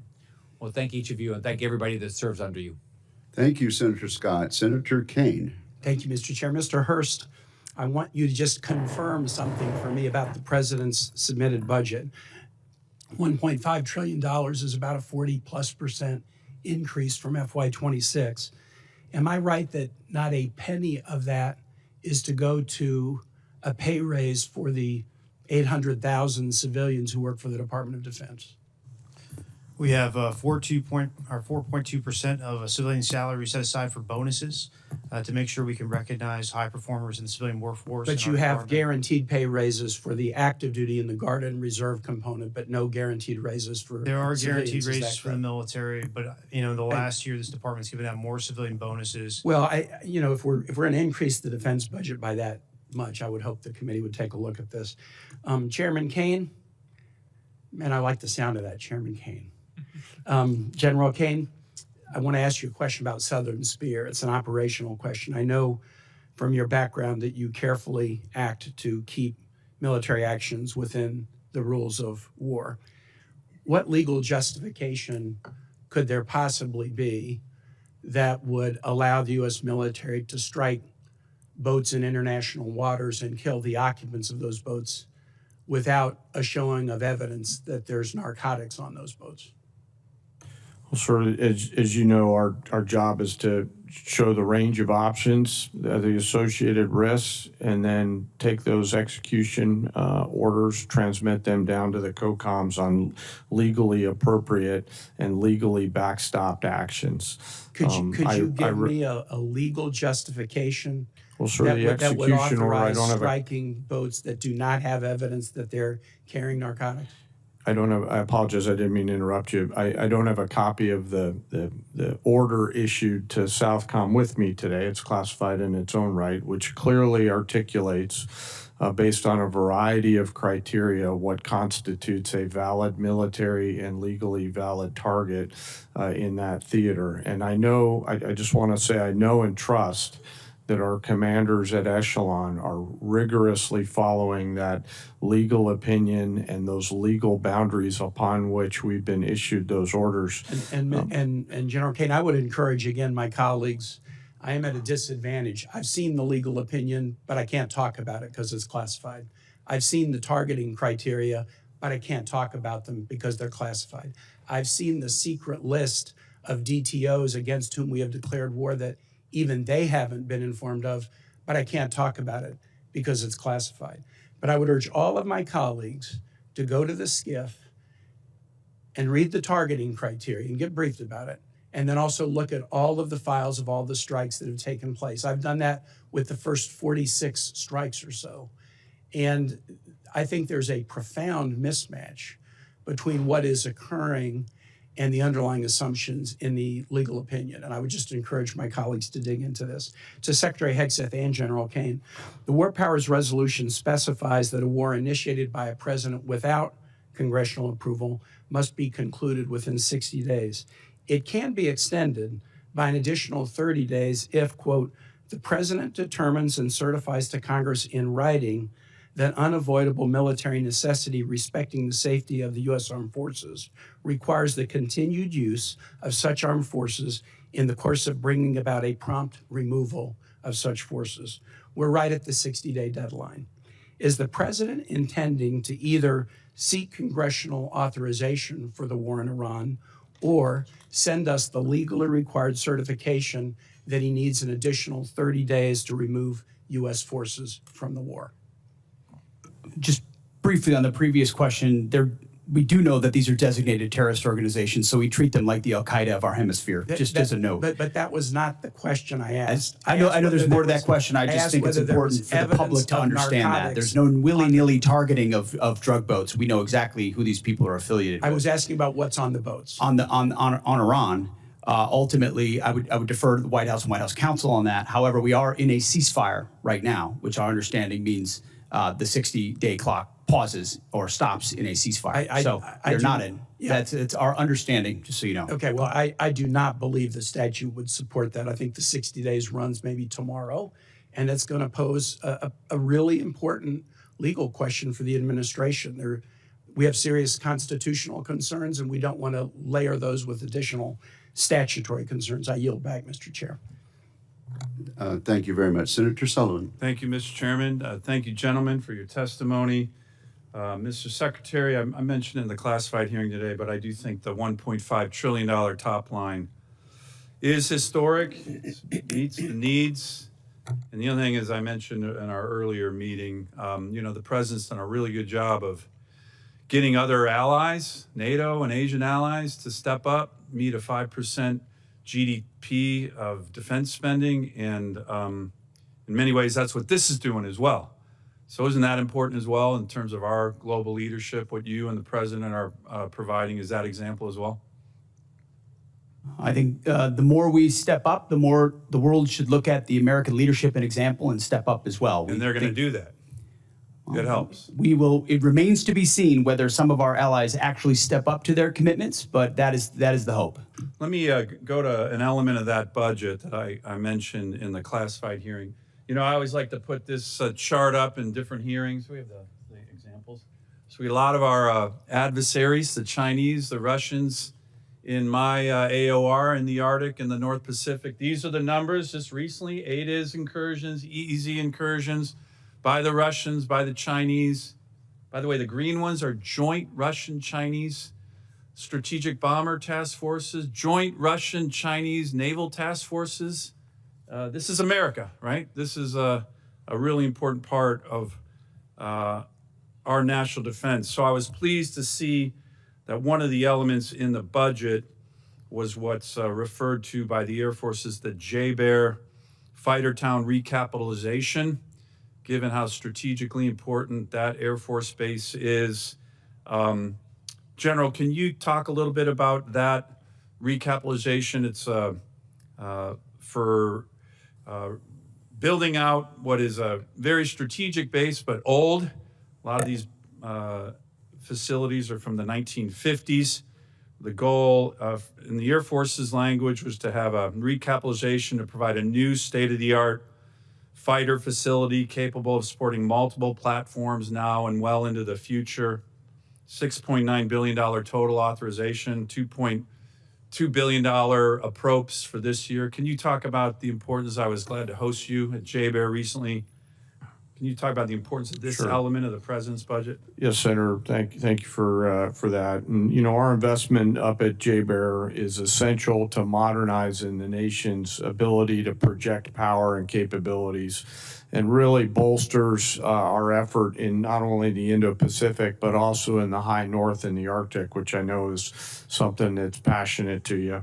The Arctic is certainly becoming more operationally and strategically valuable, and we need to be thinking proactively around how we're going to set the conditions for us to offer a range of options to the Secretary and the President about power projection across a range of capabilities, and fighters is certainly one of them, and the recap effort that's there.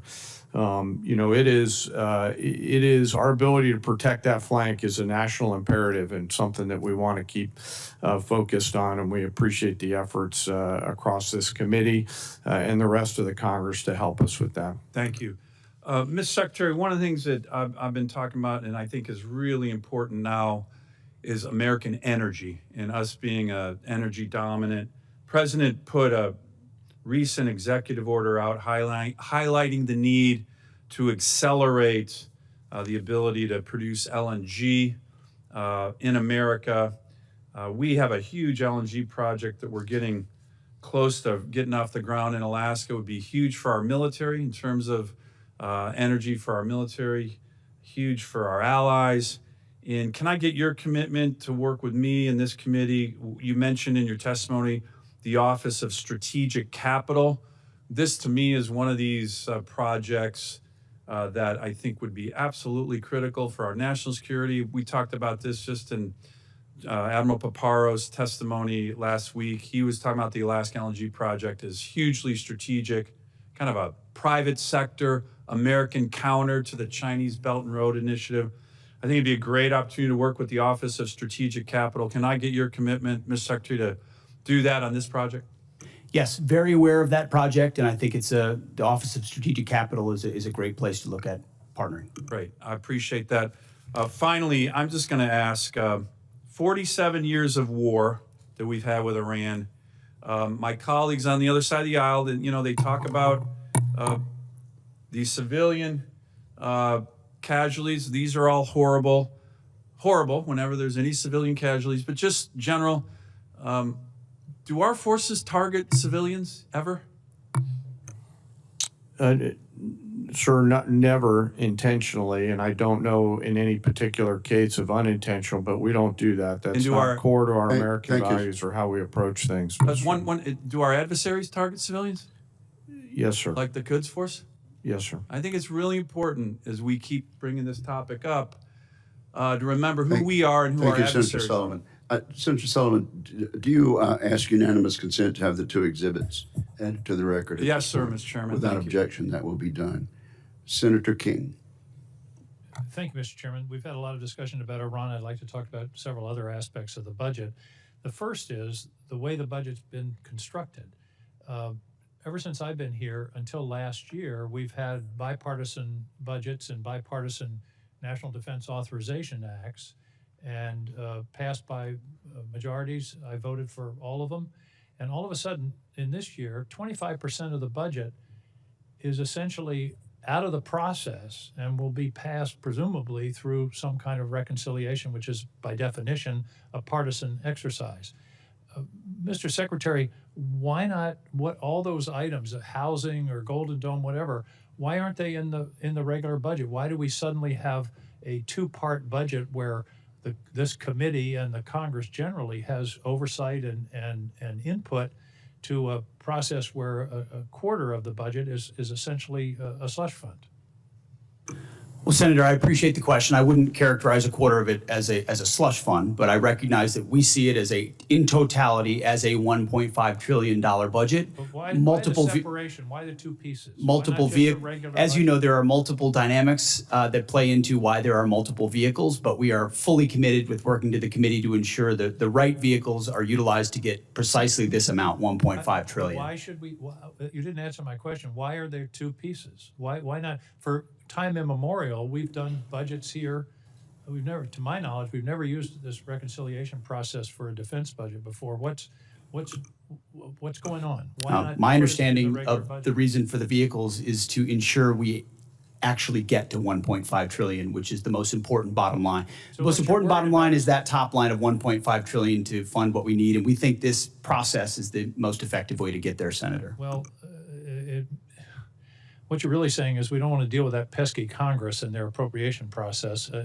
I think this is significant, Mr. Chairman, that we're basically abdicating a quarter of our responsibility in terms of this budget. Let me move on. One of the factors of this budget that hasn't gotten any publicity is that there's zero funding for Ukraine. That's correct, isn't it, Mr. Hurst?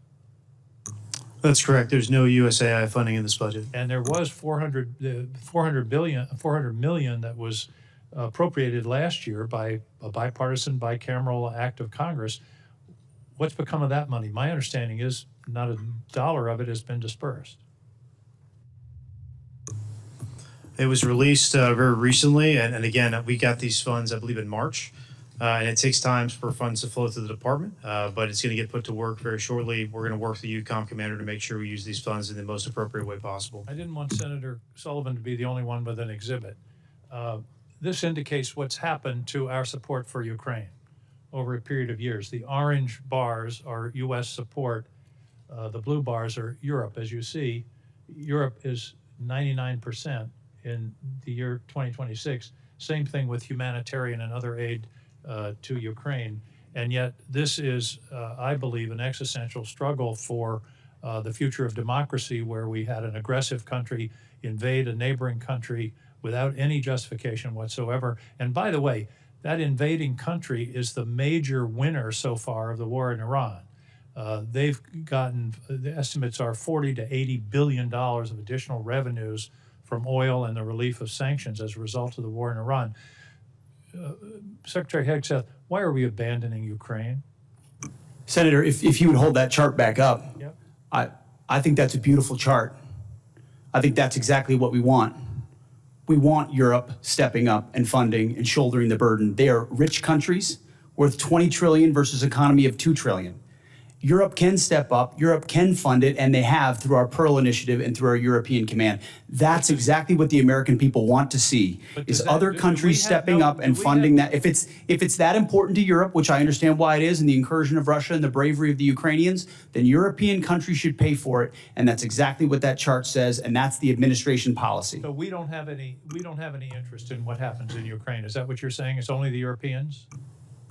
I'm saying the threat is far closer to rich and capable countries in Europe, and they should step up to lead the charge. And that's why that chart is a good thing to see. They have stepped up, but I think the American people should understand that we've stepped back. In fact, stepped back to the point of abandoning. This is a war that never would have happened under President Trump, and he supports ending it through a deal, and he's pursued that. So far, it hasn't happened. I'm out of time. I want to talk about DTOs, who designates, but we'll take that up later. Thank you, Senator King. Senator Schmidt. Thank you, Mr. Chairman. And it's apropos that I'm following my friend from Maine. Missouri and Maine came into the Union at the same time, but we couldn't disagree more on this particular point. We may have to separate here. I actually think it's interesting that Ukraine just came up, because we've heard from my colleagues on the other side discussion about the cost of what the ongoing American effort. There was never a discussion about the $200 billion we were sending to a foreign country that's not even in NATO. Never. In fact, when amendments were offered for independent audits of how that money was spent, there was bipartisan opposition to that kind of oversight. So I find it really rich now that there's a complaint that we're not spending money on Ukraine. And by the way, $30 billion for salaries for bureaucrats, pensions, and social safety net programs and government operations to keep the state functioning during wartime. That's where American tax dollars were going, $30 billion for bureaucrats in Ukraine. And we just heard a speech for more money for Ukraine, yet the $1.5 trillion for this country is being balked at. I mean, I've seen Ukraine flags all over this Capitol for 3 years. At the same time, the same people call the President of the United States of this country a Nazi. So forgive me if I feel like we've lost our bearings a little bit. So I'm all for the America First agenda. I'm all for us realigning our priorities. I'm all for the national defense strategies that says our core strategic interests are the homeland, the Western Hemisphere, and the rising threat in China. And that means our European allies should step up. If Vladimir Putin is truly some existential threat and the next Hitler that's going to roll through Europe, you would think, by the way, he can't take Kiev, so you can't have it both ways. He hasn't made it to Kiev. But they would step up.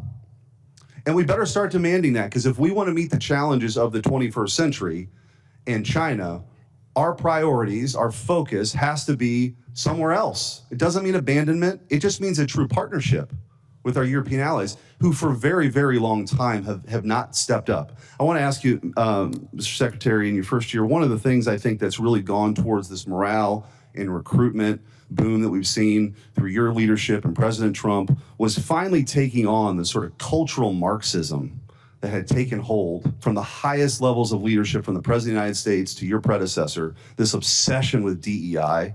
Could you just walk through maybe the worst example that you saw and a way that you addressed that and how it was affecting morale? Well, thank you, Senator. First of all, I want to fully associate myself with the first 2.5 minutes of your comments, and I appreciate that perspective very much so. I would note $30 billion for bureaucrats in Ukraine is more than the bill that we've talked about today for a existential and critically important war to ensure that Iran doesn't get a nuclear weapon. That's worth noting. I haven't talked about it as much in these hearings because this is a budget hearing about $1.5 trillion that's historic and significant. But underwriting the change that we've seen at our department was a laser focus on getting back to basics. And the key word to that is merit. We had a department that was obsessed with gender, ideology, and race, diversity, equity, and inclusion. In fact, the mantra you would hear dripping from the lips of generals and with a serious look on their face was, "Our diversity is our strength," which is the single dumbest phrase in military history. Of course, our diversity is not our strength. Our unity is our strength, our shared purpose, the flag we wear, and the Constitution we serve to defend. And when you clear that debris away, whether it's Marxist ideologies or social engineering or political correctness or quotas based on gender and diversity, you get the best of the best rising up, regardless of gender, regardless of race, motivated by that environment where merit reigns. It's accountability, standards, lethality, readiness, training, all the debris wiped away. That is the secret sauce of the revival of the War Department and why Americans are attracted to serving in it and why those inside it, why morale is sky high. And any insinuation that it is not are coming from folks who haven't been in our units recently. Go visit the troops at every level, and their morale is at record levels. And I want to talk about morale with the 15 seconds that I have left. I want to thank you for coming to St. Louis for your Arsenal of Freedom tour, where the next generation aircraft, the F-47, is being built by the hardworking men and women in Missouri who take a tremendous amount of pride for that aircraft that's going to go further, see further, go faster, have a bigger payload. And I know there's another decision coming with the FA-XX, but really appreciate your leadership and thanks for coming. Thank you, Senator. Thank you, Senator Schmidt. Senator King, do you wish to ask unanimous consent to include your exhibit in the record? Yes, please. Without objection, that will be done. Senator Warren. Thank you, Mr. Chairman. So Americans are paying a high price for Donald Trump's war with Iran. We've got 14 service members who are dead, over 400 more who are wounded. Prices are rising for nearly every American family. But someone is profiting off Trump's war. Insiders who know what's going on and who place bets on that inside information. On March 23rd, just 14 minutes before Trump unexpectedly posted about, quote, very good conversations on ending the war, traders suddenly bet $500 million on the price of oil, which, once Trump made his announcement, immediately dropped. It happened again on April 7th, and then again on April 21st, a surge in oil bets, then a Trump post, and then a huge shift in oil prices in just the space of minutes. It looks like insiders have been making out like bandits using secret information about the war. Now, one U.S. soldier has been charged, but that was for betting on capturing Maduro months ago. Not a single person has been charged in the many, many, many trades over the Middle East war. So, Secretary Hegseth, do you have any explanation for these perfectly timed spikes in trading activity other than insider trading? Senator, all I can tell you is that everything we've done in our department, everything we've done with information in working with the White House and across the interagency has been completely above board. Well, so what does it mean? Do you have any other explanation other than insider trading? Do you have a story for why just minutes before there's an announcement, there's a surge in trading activity? Senator, I'm more than focused on doing my job and ensuring we execute properly, which thankfully under this administration, our troops have done incredible things in all these missions. My job in all of those moments is to make sure we're prepared. And that's part of the reason why we've been so successful in these raids, in these efforts, is that this joint force is prepared. You're saying you're not paying any attention to this insider trading. Is that what you're telling me? That you've paid no attention to this? You haven't noticed it? You haven't done anything about it? What I'm saying is we're focused on our mission of executing for the American people, and what happens in markets is not, in betting markets is not something we're involved in. What happens in betting markets doesn't matter to you, even if the information may be coming from insiders in your office? Senator, it's not something we're involved in at all. And of course, we take operational security at every level very seriously. In fact, no one's taken operational security more seriously than us. If you look at what it required to keep secret Midnight Hammer and Operation Maduro, the absolute resolve with Maduro, and the steps we've taken, So, no one's been tighter about ensuring that operational security is steps to ensured. deal with insider trading out of your office? We would ensure at every level that Okay. inside information I is take that as a no. properly All safeguarded. right. Well, obviously you're not. I'm also concerned about recent reporting on your own financial dealings with regard to profiting from the war in Iran. The Financial Times reported that your broker tried to buy hundreds of shares in a BlackRock fund invested in defense companies just before the war began. The law clearly prohibits the Secretary. That entire story is false, has been from the Let me beginning, finish and my was made up out of whole cloth. And anybody that looks at it sees how it was worded from the beginning to make it look like I was involved in something I had nothing to do and never have. So any insinuation that I've ever profited, other than serving this nation, what I give, what you give, what others give, I'm not looking for money. I don't do it for money. I don't do it for profit. I don't do it for stocks. And that's part of the reason why I'm able to be effective in this job. Because no one owns me. No one owns this department. No one owns this president. And we can execute for the American people, and we do. The law clearly prohibits the Secretary of Defense from owning stock in the 10 biggest defense contractors.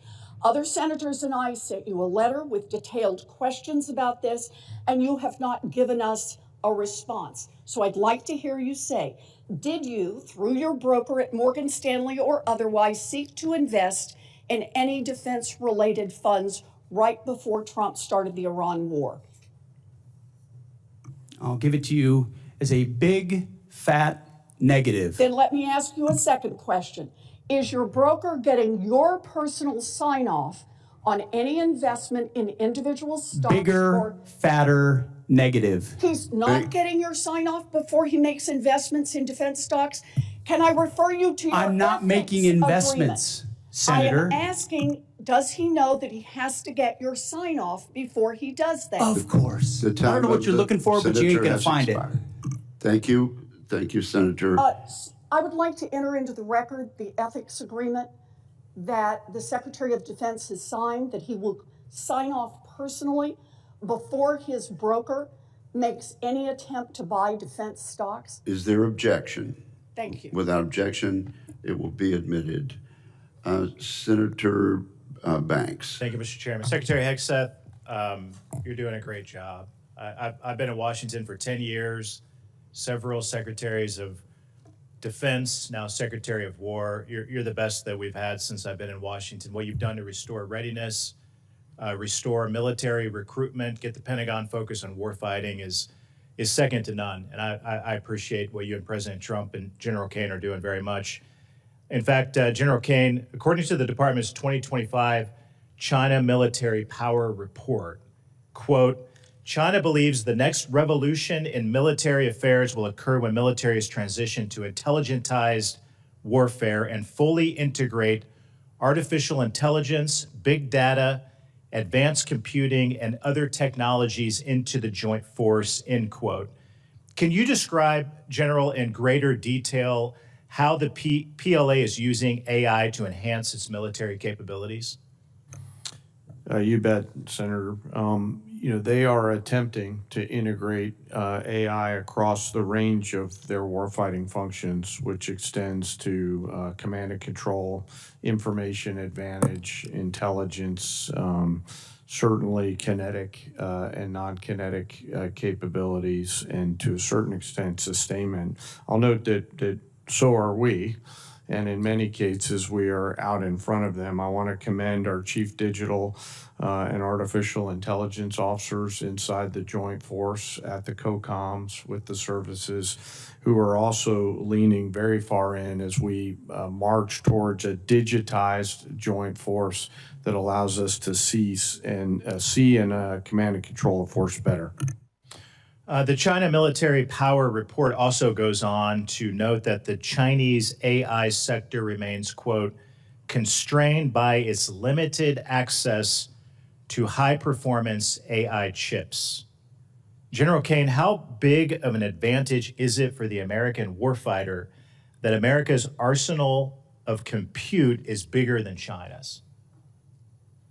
Sure, it's critical to us, and while I acknowledge there's all kinds of chip issues in this, it is important to us to continue to scale at that. And I'll highlight a lot of the work going on up at Fort Meade that the committee's helped to advance in the cyber capabilities. So we appreciate the help with that. If that advantage were eroded and China were able to develop more advanced AI capabilities as a result, what are some of the potential consequences for American warfighters?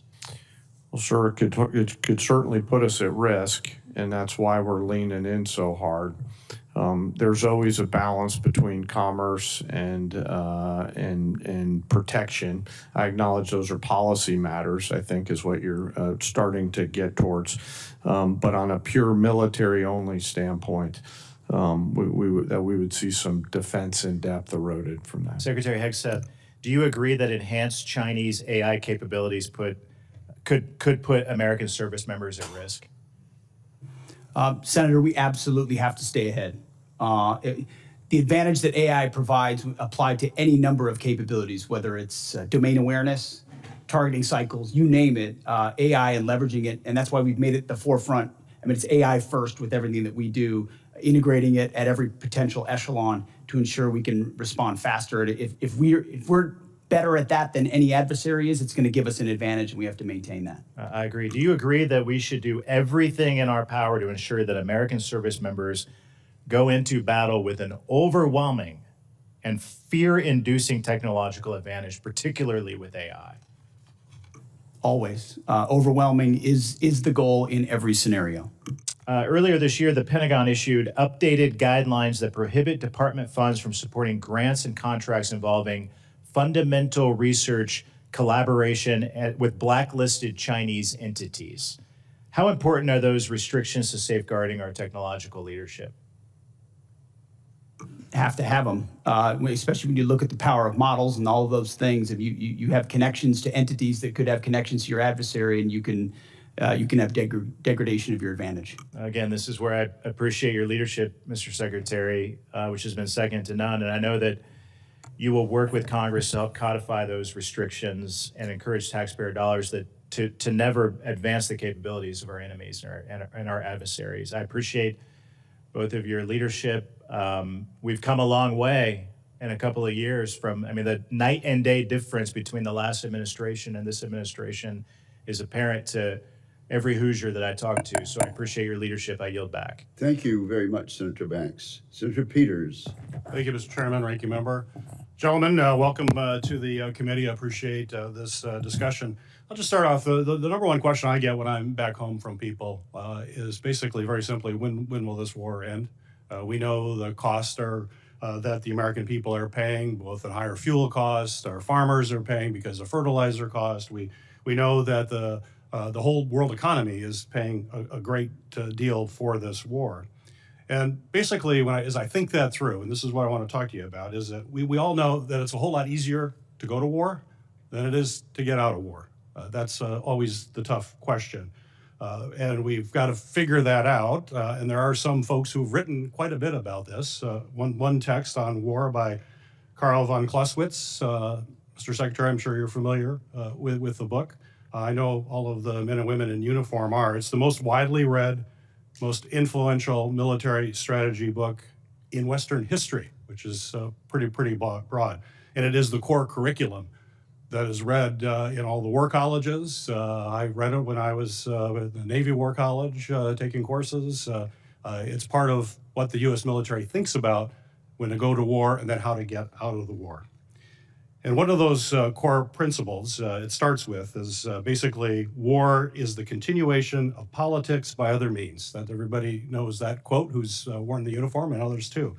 And basically it means there's two things about that. It's politics to get in the war, and it's politics to get out of the war. And in between, we rely on the men and women in the military to carry out those policies. So I want to be clear, and I think I speak for all of my colleagues, is that we know the military plays an important part. They need to do the job. And nobody questions the amazing work that our men and women in the U.S. military have done and continue to do.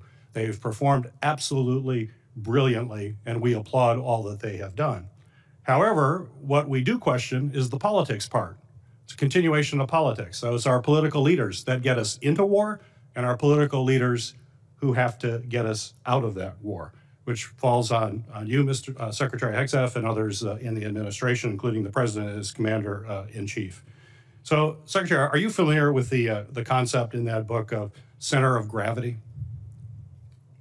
Sure. So center of gravity is basically, as you know, it's basically the hub of all the power and movement. Everything depends on it.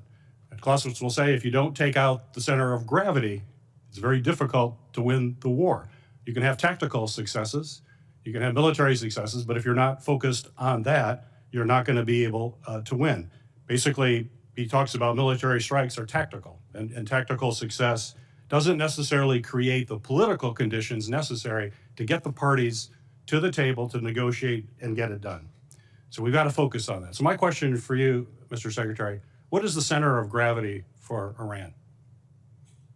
Well, the center of gravity, as the president has seen it and as I see it, and he's talked about for 30 years, is their pursuit of a nuclear weapon and what they could do with that in pursuit as an extension of the radical ideology they have professed since the beginning of their revolution. So the prophetic ideology they profess alongside the most dangerous weapon in the world would be the center of gravity of the rationality of this undertaking, which I appreciate it. I'll ask you to elaborate more. I appreciate it.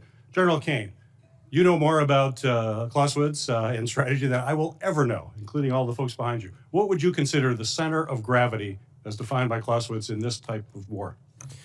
Well, sir, you're not going to love this answer, but I hope you'll respect it.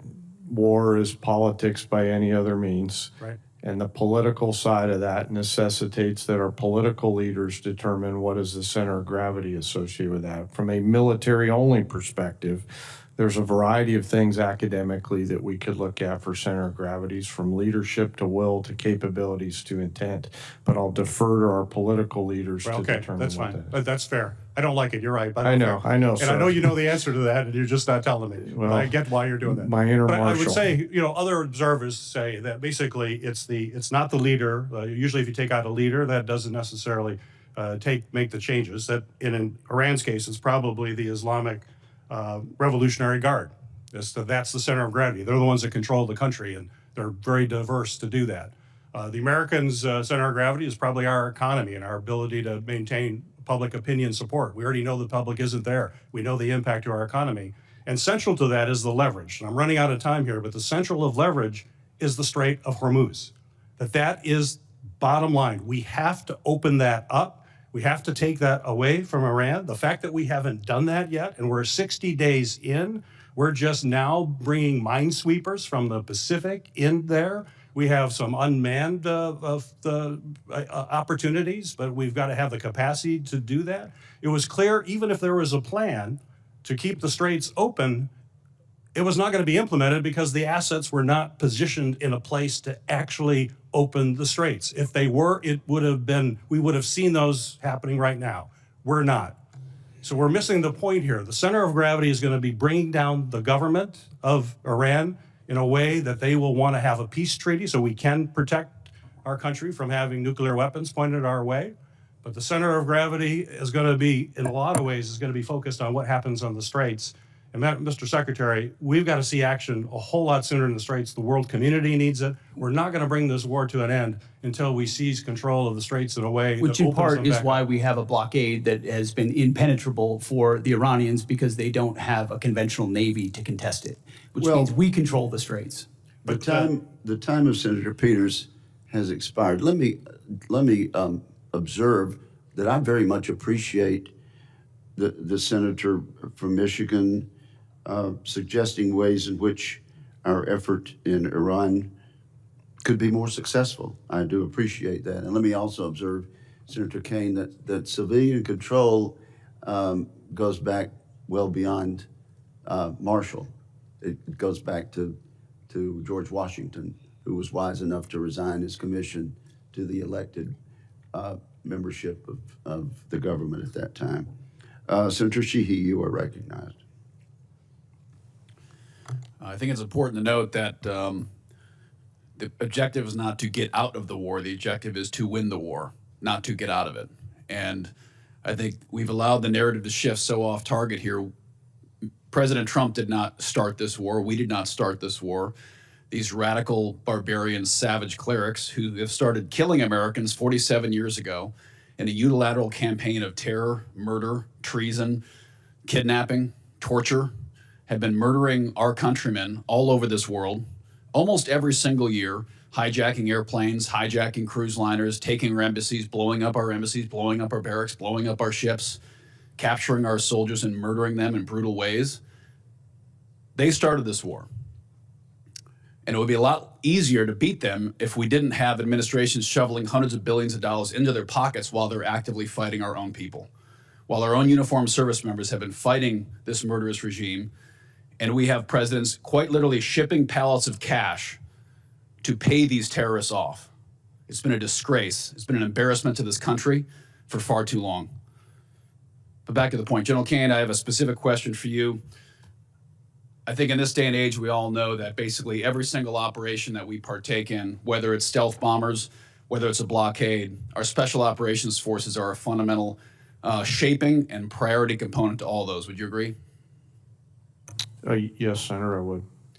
And I think for the last about 15 years, the special operations community budget has been largely flat, even adjusted for inflation. And yet continuously we call on those warriors to deliver the impossible. And they pretty much do. We were reminded just a few weeks ago, even after the amazing Maduro raid, when we had to rescue one of our F-15 crewmen, yet again our community came up and did something that probably most people thought wasn't possible. And they did an amazing job. But we cannot continue to call on a tiny fraction of our military to carry such a heavy load and to have such an op-tempo without the appropriate resources. So I'd like to hear your thoughts on how we can not just increase the budget, but make sure we're shaping their budget in a way that ensures that those warriors are getting the direct support for training and sustainment, but also the platforms that they need, from mini submarines to unmanned aircraft, to manned aircraft, and the platforms that are very unique for their mission are furnished and deployed rapidly. So I'd like to talk about the percentage increase of SOCOM's budget, how we affect that, and how fast we can do it. Well, sir, I'll just highlight my gratitude and appreciation for the entirety of the SOCOM Joint Force at Echelon and the work that they do. You know, I'll leave the budget numbers and the increased percentages to my civilian leadership, but echo to your point, the exponential return on whatever investment they give. These are incredible entrepreneurial leaders at every echelon who do great things as the lights dim, as I say that. So hopefully they'll see that as a nod towards them. But I'll defer on the budget allocation numbers to the comptroller, sir. First of all, I want to second completely your opening remarks, and that's certainly our view as well. On the SOCOM budget, I'm gonna say I think we need to increase what's in this budget, and I've heard from multiple people about that. In fact, that if there is a supplemental, I actually just wrote a note to Jay about it. I think SOCOM, given the op tempo, given their direct participation in so many of these historic aspects, SOCOM should be part of that supplemental as well. Makes complete sense. Who's been shouldering a huge part of the burden? Special Operations Command. So whether it's a supplemental or this budget, I fully agree, and I think we need to invest more. Great, and I'd ask that particular care be given. The era of beards and guns and kicking indoors, as much fun as that was for all of us, is coming to a close, and we're going to be going back to our roots as specialized commandos, whether it's undersea, Arctic, airborne operations, and as we all became kind of one joint soft force during GWAT, quite frankly, that was an easier problem to resource for, to budget for, and acquire for. It's going to be a lot harder now when our operators go back to their service corners and need platform-specific technologies and training. Submersibles, aircraft take years to acquire, years to specify. It's not just buying more ARs and body armor and ammo and sending them downrange. So I think we have to think about the SOCOM budget a little differently than we have for the last 25 years and make sure we're programming in a way that it's sustained and is protected. Thank you. Thank you, Senator Schmidt, for that insightful exchange. Senator Kelly. Thank you, Mr. Chairman.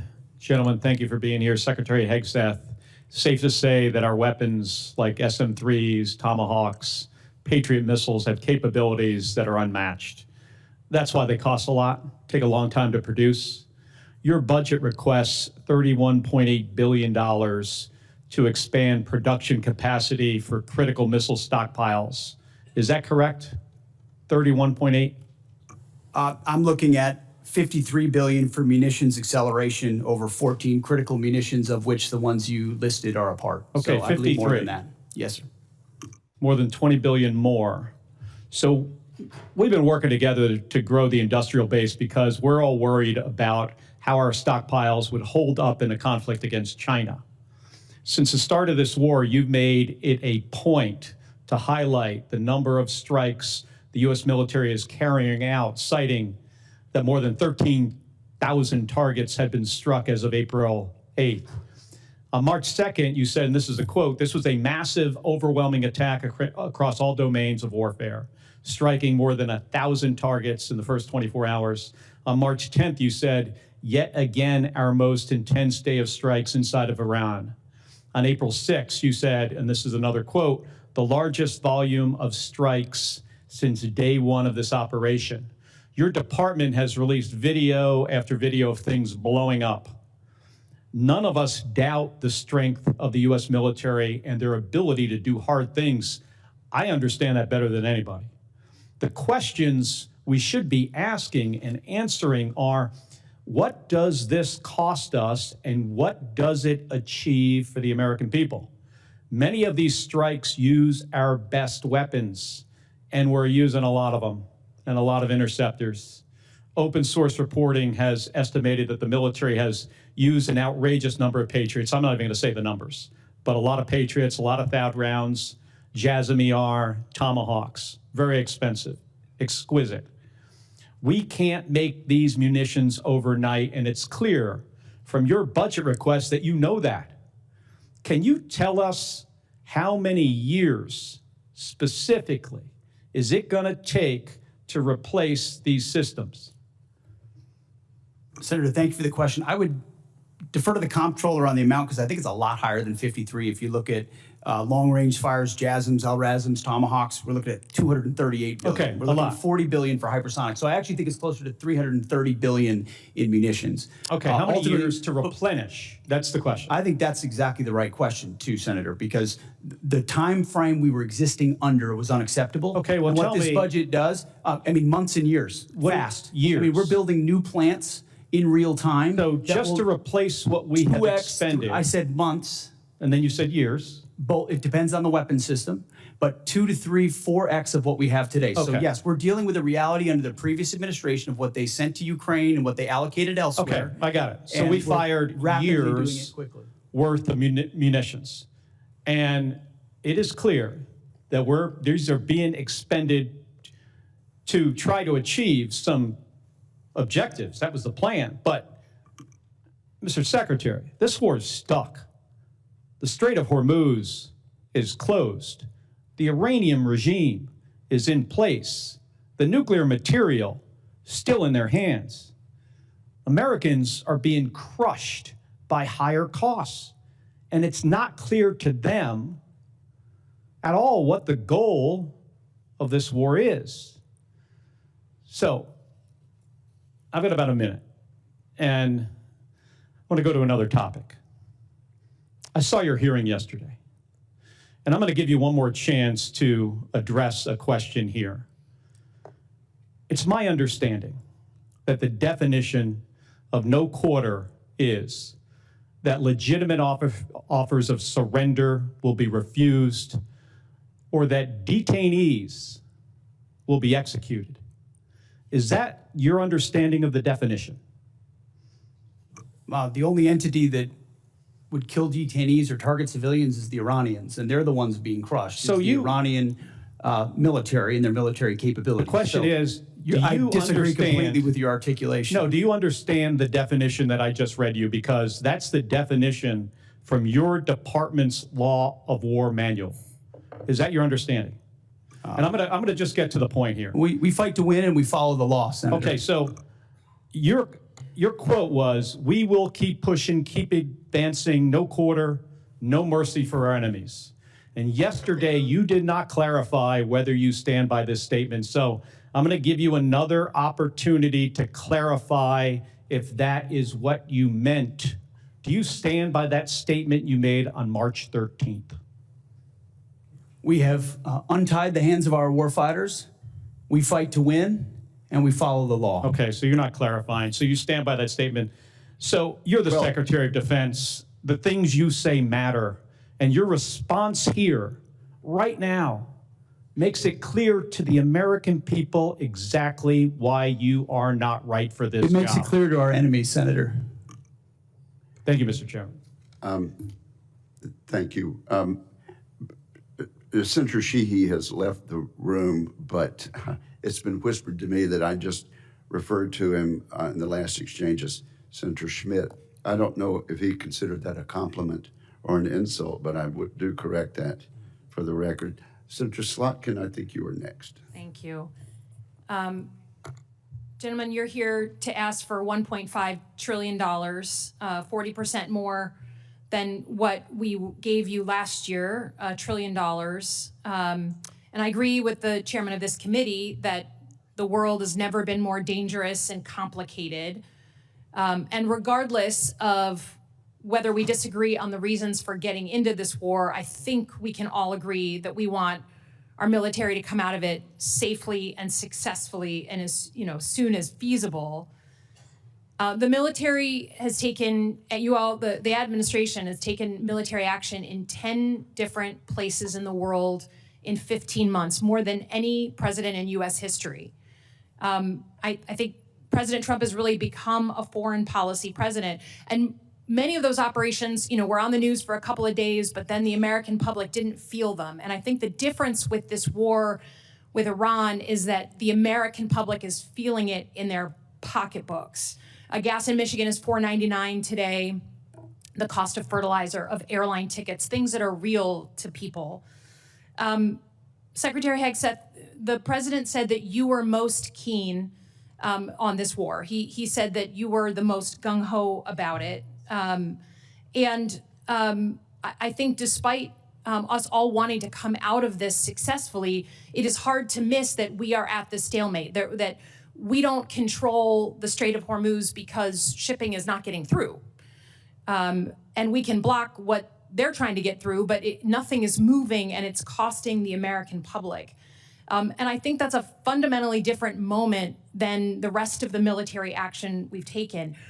Even in Middle East 101 class, we used to talk about and run war games on the Strait of Hormuz. It's a strategic geography that the Iranians have. And I think it's just concerning to me that we can try and tell the American people that it's going great and we're killing it, but until the Strait of Hormuz is open, I don't think we can credibly say that with any seriousness. I think the question I have for you, though, is future looking. And it's our 2026 elections. The president has been very clear. He said in the State of the Union that essentially if his side doesn't win, then the election was rigged. He said that before the 2020 election. He's asked for voter rolls for 29 different states. He just asked for Detroit's votes or ballots. And we know that in 2020, he wrote an executive order that he didn't sign that said to the U.S. military, to the Secretary of Defense, you should go and seize ballots and voting machines. A few months ago, he said that he regretted that he didn't sign that executive order. So the U.S. military has never been deployed. You incorrectly said yesterday that they were deployed during different elections. Governors deployed them under their authorities, but the federal government has never put the uniformed military at our polls during World War II, right after 9/11. We've never had to do that. So Secretary Hegseth, if the president, who regrets not signing that executive order to the then SecDef in 2020, asks you to seize ballots or voting machines in states during the 2026 election, will you stand up for the Constitution and say no, or will you salute and do his bidding? Senator, I didn't get a chance to answer the front part of your question, which, there was a lot of deferred maintenance under the Biden administration that needed to be addressed because the world was in chaos when President Trump was elected because of... Please. Well, again, that's the most important thing. It's what's happening. It's yet another gotcha hypothetical, which is your specialty. It's not. We had an executive order under the Biden administration in 2024. It's not a hypothetical. I refuse to accept. You give that answer all the time. You and I have done this dance before. Get over it, okay? In 2020, he's the president, your boss, the guy you're performing for right now, told the journalists this year that he wished he signed that executive order to your predecessor. And your predecessor said publicly, thank God, we didn't actually go forward with it. What are you going to do? You're the guy here in the seat. It's not hypothetical. Tell the American people, will you deploy the uniformed military to our polls to collect voter rolls or machines? Are you accusing me of performing? Because you're performing for cable news right now. But Mr. Secretary, we have... It's a hypothetical. By the way, in 2024, under the Biden administration, 15 states did deploy. Under their governor's authority, when their governors asked for it. What did Joe Biden say about that? That's fundamentally... I don't think anything, because he needed them for cybersecurity and for COVID. Trump did it too, under Trump. But it was not the federal decision. It was those governors of the states under their authorities, okay? It's never been done in our history. Please stand up for the Constitution. Do not send uniformed military to our polls. Do you have a response to that portion of the question, Mr. Secretary? I've never been ordered to do anything illegal, and I won't. That goes without saying. Thank you for the answer. Senator Duckworth, you're now recognized. Thank you, Mr. Chairman. Despite his campaign promise of no new wars, President Trump has been obsessed with using the military any chance he gets, from deploying troops to American cities, to propping up Maduro's chosen #2 in Venezuela, to an endless war of boat strikes in the Caribbean Sea, and now in an illegal war with Iran, where hundreds of thousands of our troops are in harm's way every day with no exit strategy in sight. This administration hides bad policy behind the exceptional military operations and the valor of our uniformed personnel. I've long said Iran is a malign actor, but a responsible administration would have managed this short of conflict instead of starting a war of choice. There was no imminent threat to the United States or our troops. The military was not the most effective tool to get Iran to capitulate, as we're already seeing too clearly now. And using force has made Americans in the Middle East less safe while spiking costs for Americans here at home, all to the tune of 14 service members dead, hundreds wounded, billions of taxpayer dollars, and untold costs to our military readiness. This administration claims to be focused on the warfighter, but President Trump told us when he announced a war from his luxury resort that he expected service members to die. Now, sadly, it's clear how unserious Trump is about his role as the commander-in-chief. His war within Iran has already reminded us how important it is to prevent a war, how serious it is to ask the military to wage one under poor strategic direction, how destructive a wide-ranging war can be for Americans, for our service members, and how difficult it is to actually end one once you start it. The incompetence and casual disregard for our service members' professionalism and sacrifice is, in my opinion, a scandal. General Kaine, can you tell us the status of the Iranian Revolutionary Guard Corps' Navy, the entity actively closing the strait? Senator, apologies, I was listening to you. I was just trying to write it down. They're mostly destroyed. CENTCOM continues to watch them. Not the Iranian Navy. No. The IRCG. Yes, ma'am. The smaller, I won't get into any classified materials, but the smaller fast and smaller boats, Boston whaler-sized boats. There's still some out there. Yes, ma'am. So this administration and the Secretary of Defense has been boasting about sinking the ships of the Iranian Navy, but let's call this what it is. It's misdirection. They want us to focus on the impressive number of large Iranian ships underwater to distract from the fact that they had no plans for the second Navy that Iran owns that has always been a hard problem to address by military force. The IRCG Navy, not the Iranian Navy, has been Iran's tip of the spear at the Straits of Hormuz, seizing vessels and threatening to target U.S. assets. Iran has long invested in this second asymmetrical Navy specifically to develop capabilities that would be difficult for conventional U.S. military forces to target. Iran's advantage was well known to anyone paying attention.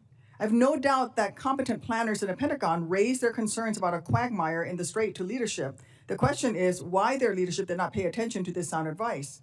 Hubris is not strategy, and in war it costs lives. Even if the Strait reopens, this administration has created a new, less safe world by initiating and then bungling this crisis and teaching Iran that it can charge $1 million a ship to transit the Strait. It will take a long time for the global economy to bounce back to normal trade flows, and Iran has learned, again, that they can charge $1 million per ship, creating a new funding line for their malicious activity against Americans for years to come. And in the Indo-Pacific, I don't doubt that if the worst day comes, our military will step up to challenge and defend Americans and our interests with military force. But will they be asked to lay down their lives unnecessarily just because the White House was unready and incapable of preventing a crisis boiling over into a war in the Indo-Pacific? General Kaine, do you agree that the military would benefit from significant intra-agency planning by the Department of Defense on actions short of war that can be taken if a crisis occurs? Ma'am, I appreciate that question, you highlighting the importance of that. And we have really great relationships now on the joint staff with the interagency. I think our relationship in particular, I'll just pick CIA, I think it's the best it's ever been. We're really working hard to find the best of Title X capabilities plus the best of Title 50 to ensure that we deliver really entrepreneurial options for our national policymakers to do what you're talking about, Senator.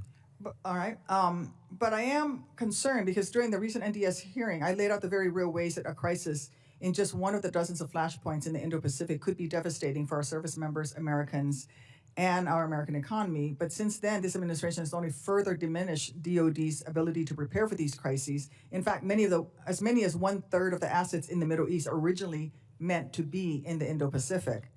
This war of choice is draining our military resources. We need leaders who do everything they can to ensure warfighters only fight when they have to, not because of one man's whims and a lack of bravery among the yes men he surrounds himself with. I thank you for your service, General, and I continue to look forward to working with you. Thank you, Senator Duckworth. Senator Rosen. Thank you, Mr. Chairman. Thank you, Ranking Member Reed. Thank you, General, for your service. Before I begin my questions for Secretary Hegseth, I have one brief important question for General Kaine. General, as you've acknowledged at your confirmation hearing, service members who served at locations which another U.S. government agency deems contaminated, like the Nevada Test and Training Range, should have the same presumption of radiation exposure as DOE employees who served alongside them. But we also must ensure that DoD provides the VA with the records proving that these individuals served there. So this is a problem that DoD has the power to solve. I know we've discussed this. So General Kaine, will you commit to ensuring parity for DoD personnel who served in locations that the U.S. government has already deemed contaminated, identifying those who served in such locations, and providing documentation of that service to the VA so that they can receive the veterans benefits that they have earned?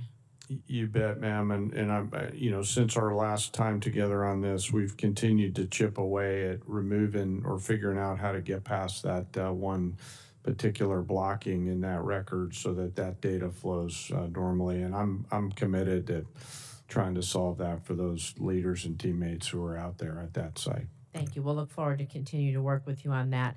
So Secretary Hegseth, I want to talk a little bit about AI. Because, of course, our service members deserve every advantage we can give them. So I just want you to help me understand this. In February, on the eve of Operation Epic Fury, you publicly designated Anthropic as a supply chain risk. However, this week, it's been reported that the White House is now helping agencies get around this decision to access Anthropic's technology. So the administration cannot credibly make both claims simultaneously. So before I ask you about the inconsistency, I just want you to reconfirm what it is you plan to use this technology for. It's been publicly reported that the decision to label Anthropic a national security risk was influenced by your personal and very public contract dispute with Anthropic when the company said that its technology could not be used for fully autonomous weapons targeting or mass surveillance of Americans. So following up on your response to Senator Rounds earlier, can you confirm whether or not there will always be a human in the loop when AI is used for lethal targeting decisions? Well, first of all, on Anthropic, they would not agree to our terms of service. That would be like Boeing giving us airplanes and telling us who we can shoot at. This is not. So this they is were- not just about Anthropic, though. This I is just want about. to be clear. And also, And that's Anthropic fine. is run by an ideological lunatic who So shouldn't have but that's not my sole question. My question is AI decision writ making over large. what we do. Writ large. We follow the law, Should Senator. AI? Will you confirm? You said this to Senator Rounds earlier, so I'm just asking for you to. We recommit. follow the law, but we don't have to sign a different terms of agreement with, That's not. with Anthropic. This is not the question. This is not about Anthropic. This was just an example. I want you to confirm that whether or not there will always be a human in the loop when AI is used in a kill chain for lethal targeting decisions. Will there always be a human in a loop, or will AI make the decision? You said this to. We follow the law, and humans make decisions.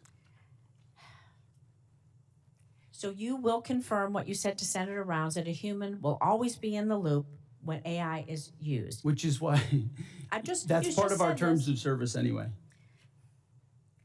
You know, It's how we operate. all I want to say is this. There is a DOD directive, 3000.09, which mandates that autonomous and semi-autonomous weapon systems be designed to allow commanders and operators to exercise appropriate levels of human judgment over use of force. That is in the DOD. That's why we follow the law, Senator. So the answer is yes, Mr. Secretary. The answer is we follow the law. Absolutely. I think this is more important than following the law. I think that people want to know that AI isn't going to make lethal decisions, and it's critically AI important. is not making lethal decisions. That's what we want to hear. We're going to follow on that one. I have just a few seconds left, but you keep doubling down on this phrase, Mr. Secretary. You compare journalists, you compare us, you compare so many to Pharisees. Pharisees. It's a problematic and historically weaponized term that casts Jewish communities as hypocritical or morally corrupt. You doubled down again and said it. Words matter. Words matter. What you choose to say, how we choose to say it. How do you justify using this language as Secretary of Defense? Words matter. It's a historically hurtful term. Why do you continue to use it? And what actions are you taking to prevent rhetoric like this from permeating throughout the department that is going to target specific groups or individuals of people based on their religion? Senator, I feel like it's a pretty accurate term for folks who don't see the plank in their own eye and always want to see what's wrong with an operation as opposed to the historic success of preventing Iran from getting a nuclear weapon. So I stand by it. You stand by calling people Pharisees. Sir, I cannot stand for that. That is wrong. It is not respectful to people. And I expect anyone who is in leadership in our country to be respectful and use respectful terms and not be an anti-Semite. Thank you, Senator Rosen. The chair and the ranking member have no second round questions. I'm told by Senator Kelly that he would like to ask a second question. Yeah, Mr. Secretary, so $1.5 trillion, 1.5 is a very round number. You know, if you're putting together a budget, you'd come up with, these are the problems we're trying to solve.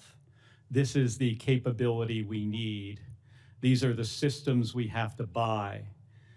And at the end of the day, it would spit out a number, and it's probably not 1.5 trillion. So to me, it feels like that number was just kind of pulled out of thin air. I took a look recently, and it seems that the defense budget of the rest of the world, I'm talking China, Russia, India, every Asian country, every European country, South America, everybody else is in the neighborhood, it looked like 1.7 to 1.8. So your request is approaching all defense spending from everybody else with the exception of us. That is a huge amount of money. You know, when I got here, you know, just 5 years ago, it was almost half of that. Through budget reconciliation, you've received a bunch of money to buy things, some of the weapon systems, you know, to resupply what we need. I'm just trying to understand, you know, like, where is all this money going to go? And if you figured out ahead of time, what do you want to spend this on? And by the way, there are systems the president wants. You know, he saw last summer how effective Iron Dome and David's Sling were. And because of that, the president decided we're going to build our own version. We're going to call it Golden Dome because the president likes the color gold. We've seen that, see it in the Oval Office. We're going to call it Golden Dome, and it might cost somewhere between $500 billion and $1 trillion. I've heard those estimates. By the way, on that problem, I know a little bit about intercepting stuff in space. It's really hard. And the physics on this favors the offense. There's some things in that program that I think is really important that we do and try to figure it out. But space-based interceptors to hit multiple targets. And by the way, it's important how you size the system. So I'm trying to understand, Mr. Secretary, what kind of detail did you guys, did you work out like a detailed plan, and at the end of the day it came out, oh, it just happens to come out to be $1.5 trillion? Senator, the exact amount is actually $1.535 trillion, and it was a product of a highly rigorous process throughout our department, from COCOM commanders to the services, with our comptroller, with our deputy secretary, with the chairman and myself, to ensure the budget reflects the realities of the world we live in and the capabilities we're going to need. And that's why there's $65 billion for shipbuilding, $120 billion for the defense industrial base, $331 billion for munitions, $44 billion for quality of life, $71 billion on our nuclear DIB. You name it, we're investing in it. And the biggest reason for it is the underinvestment of the Biden administration. I mean, what they spent on defense, the continuing resolutions and others, undercut the buildup that President Trump had created. So yes, we're doing a lot of deferred maintenance here around the world and in our department, and this budget reflects it. And it's a commitment, a generational commitment to the security of the American people. And if the rest of the world won't spend on their defense, that's their fault. The American Department of War will invest properly to defend the American people, and that's what this budget stands for. I've always been supportive of defense spending in my entire time here. And after 25 years in the Navy, I want to make sure our folks have what they need. I think you should go back and take a look and see if there are places where we are making investments that we actually don't need. There are some systems out there. I mean, we're constantly looking and trying to balance, do we want, you know, F-47, which I've been supportive of, B-21, also supportive. And then we want to make all these other investments in really inexpensive, low-cost munitions, because we suddenly realize that the expensive stuff, even through B-21, we can't really maybe not get close enough. But the whole idea behind B-21 and F-47 is we can penetrate further into the A2AD bubble. So there's some conflict there. So I'm just encouraging you to go back and see, you know, if there are some systems where we can bring that number, the overall number, down. Because as I look at what the department is trying to field, you know, some of this stuff, in my judgment, and, you know, I know others might have another opinion, some of this stuff we either don't need or it's not going to work. Thank you, Mr. Chairman. Senator Kelly, your time has expired. Let me just say, you have a great deal of expertise in the area of space, and we do look forward to your contribution as we mark up further legislation. Senator Blumenthal, I understand you have a follow-up question. Yes. First of all, I want to thank you, Mr. Secretary, for your support for the Major Richard Starr Act, which I think is tremendously significant. I'm committed to getting it done as soon as possible, at least before Veterans Day, and I look forward to your help in accomplishing that goal, but I want to thank you for your support. I'm sure the veterans of America are grateful for the prospective victory there. I've talked to many of the combatant commanders about lessons learned from Ukraine. And I think that there is unanimity on the point that there is a lot to be learned, not only about what the Russians are doing, but what other adversaries could do as well. General Kaine, Chairman Kaine, would you agree that there are lessons to be learned from Ukraine? You bet, Senator, and there's lessons learned from everywhere, and that's really the culture of our joint force right now, is to make sure that across the globe, anytime we're in contact with the enemy, we're going back and determining what we can learn from there. But a big one, if you'll allow me, a big one is mass and simultaneity, which is something the Secretary's taken a strong role in making sure that we're doing that through drone evaluations and things like that moving forward. Following up on a question that I asked earlier, my last question, the President said yesterday that his view is, after his conversation with Vladimir Putin, that Ukraine has been, quote, militarily defeated. In your professional judgment, has Ukraine been militarily defeated? Sir, I haven't seen the President's quote, but I'll go back to something I started with, and that's the importance of me maintaining trust with a variety of people. And a president will make a wide range of comments and considerations as the commander-in-chief. You don't have to go too much farther. I understand the point that you're making. Yes, sir. Thank you. I appreciate it, Senator. In my view, Ukraine has not only not been militarily defeated, but the point that I was trying to make in the last exchange with the Secretary, there's a false narrative based on my last visit to Ukraine, which was my 9th, my conversation not only with President Zelensky, but with our own military on the ground, as well as our intelligence community. In fact, Ukraine arguably is winning.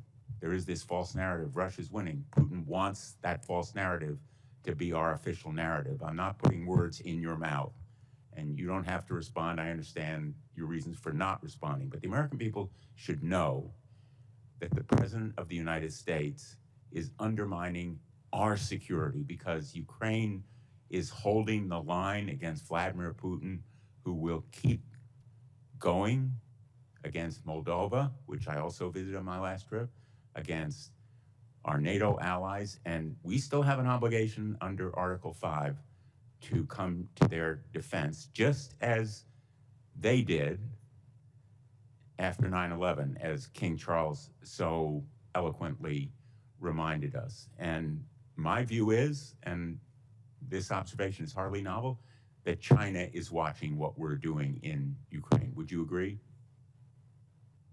Sir, I'd agree that China's watching everywhere and carefully thinking about what their force posture and approach will be. And I think they're learning a variety of things, to include the tenacity and grit of the joint force around the things that we've been ordered to do over the last year. But if they see weakness in our response to Russia in Ukraine, that will affect the deterrence of their possibly moving against one of our allies or partners in the Far East. Let me finally ask Mr. Hurst, your estimate of $25 billion, would you share with us what that estimate is based on? Yeah, we can work to get you a product with the details if you'd like. And finally, Mr. Secretary, is there going to be a report on the bombing of the school in the first day or so of the war? I know you were asked about it yesterday. I'm wondering whether you have a more detailed response that you can share with us. As I've said, that's under investigation at 15-6. A general officer from outside the chain of command has been reviewing it, and it's still within the parameters of the investigation. Will there be a preliminary report in the next few weeks, or do you have a time estimate? I don't have a time estimate for you, but it will be, it's right now within the parameters of the length of time that normally these investigations take. I'm asking because in your final response to Senator Gillibrand, you said that great care is taken to avoid civilian casualties, and it would be profoundly significant if that report were made available in a timely way to show, in fact, the commitment to avoiding civilian casualties and learning lessons from the mistake made there. Thank you, Senator Blumenthal. This concludes today's hearing. I'd like to thank our witnesses for their testimony.